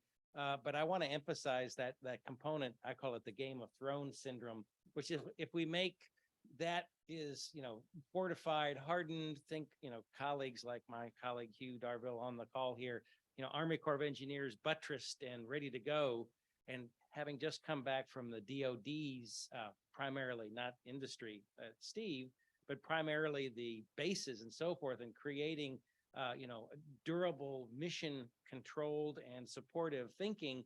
All of it has to be dealt with the human factor of, I still want to be there. I still want to be part of the living experience with my family, and my grandkids could be, you know, day in and day out. So this balance, to Richard's point, of looking, the old Stephen Covey, begin with the end in mind, that's where we have to be. And I think this is the steps to get there. So again, wonderful partnership with FEMA, some nascent partnerships with the DOD, of course, NOAA, EPA. I mean, there's so many that at Gensler, just down the street, we've had great partnerships creating their physical environment. Now we need to create the community environment. So again, thank you, everyone here. It's about a collaborative approach, about beginning with the end in mind, and the physical, social, human, and an economic environment is going to be very important for us to focus on. So with that, thank you, Richard. Glad to help create the end of the process. So again, leveraging last parts of this, I think this part leads and is actionable as really coming together with FEMA, with whole government from this new kind of a framework approach. Thank y'all for your patience. I know we've done a lot in a short amount of time. One part, and let me, Stay tuned. yes, one part, let me put this up here. Well, okay, it's not here. All right, we'll get it to you. I have it, I thought I had it in the slide, but we'll get out to everybody. If you have not seen the RFI and to respond to the RFI, I think I told, Can I just say? please. Yes. If we could do it over again, we would totally revamp the RFI. We ask a lot about FEMA-centric questions. How can FEMA, how can FEMA, how can FEMA? And the part about collective impact is kind of buried at the very end, but please. If in your comments, you could really expand upon all of the thoughts and ideas that have been shared today, that would be amazing. As we move into designating these zones, I think having aligned messaging on the value of the zones, on the value of the strategic approach of a public-private partnership, if we could all be talking off the same page, that would mean a lot to FEMA right now as we try and walk this gauntlet of designations. And then in the first year, we would really love demonstration projects, right? So the community navigators that are helping this capital stack. And so how many partners can we get the right diverse partners with demonstration projects? So please, we'll be reaching out to kind of have that ready as messaging, that the so what factor as we do make these designations. We'd love to have partners in place that are ready to do some on the ground work. And then lastly, I'm blown away by Calandra's presentation and all of the talk about measurement. We would love in the first year to really try to get to a sense of a common agenda and shared measurement and kind of demonstrating the collective impact, right? So if we can work this first year, I don't know who coordinates. It doesn't feel like FEMA should be coordinating the public-private kind of coalition. And so that's a thought too, right? Like, what's the answer to that? But really a structure, a common agenda, shared measurement, communications, really being able to tie and tell the story of mutually reinforcing activities in these zones so that we're not all off doing our individual agendas, but how do we tell that story? So thank you all for participating. This has been a great educational event for FEMA for sure. And we look forward to working with everyone in this room moving forward. Yeah, I had a quick question just to follow that up as we wrap up here. So, I've been thinking about this throughout the course of the morning. Is FEMA in the position to be able to enter into sort of MOUs with partners, private sector partners, or specifically IGAs with local governmental agencies that get designated as zones? Yeah, no, there's definitely been discussion around that. I think we'd like to be more nimble in the first year because we know how long MOAs and MOUs take with our attorneys. But no, it's definitely in our thoughts about a framework. There was the example from Hurricane Katrina, and I forget the name of it now, Operation Hope, which is a credit kind of building. Anyway, we have examples. Certainly FEMA works in the post-disaster setting with those kinds of arrangements. And we'd love to pursue that model pre-disaster. But in the first year, I think we really we want to be nimble of action on the ground, being able to demonstrate success and begin to build the MOAs and MOUs. But yeah. Hey, just to add to that, thanks, Janine. Those kind of agreements can be challenging for all the reasons Janine mentioned, and that was kind of what I was getting at, is that there's the marketplace for resilience is a bit decentralized, and it's challenging to be able to endorse and to enter into agreements from the federal perspective. So we've got to, and also to Janine's point, we have to figure out how to confederate amongst ourselves and kind of get agreement to act without some of those things. We're certainly looking at them. There are legal aspects that we have to consider. So that's one of the things that makes it a little bit challenging. And I also wanted to foot stomp Janine's point about the RFI. We drafted the RFI as in the world that as we knew it in March and April. We've learned a tremendous amount since then, but that RFI was stuck in place. It's long. I know it's long. So you don't have to respond to every question in the RFI. You can focus in on the questions that you're interested in. You can also acknowledge in the question and answer another question that you may have. There are multiple ways to do it. You can upload the comments directly to the Federal Register site. You can send us an email with your comments. There's an email in that link. I believe it's FEMA-CDRZ-RFI at FEMA.dhs.gov, I think.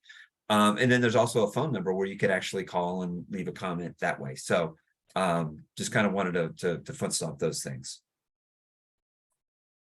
So, Patrick, thank you so much for hosting us. I appreciate it. Thank you for your partnership and all of this. Thank you for spending all night cooking. There's still some muffins. There's still some fruit back there. I don't know how many ASU folks are going to come up here and grab any of that, but if you want something, hopefully this was what fantastic. You all needed and wanted in our intent. Those of you from the federal family, hopefully this set in motion some things that we know you're already working on, but hopefully just kind of connect some dots. I just want to say happy birthday. Thanks for doing a great job. Thank you. Safe trips home. Have a wonderful weekend. We'll get notes. We'll get the recording back to you all, and there'll be some, hopefully some very, very specific next steps. Thank you all. Have a great weekend. Thank you all for being online with us. Have a great weekend. Love it. Fantastic.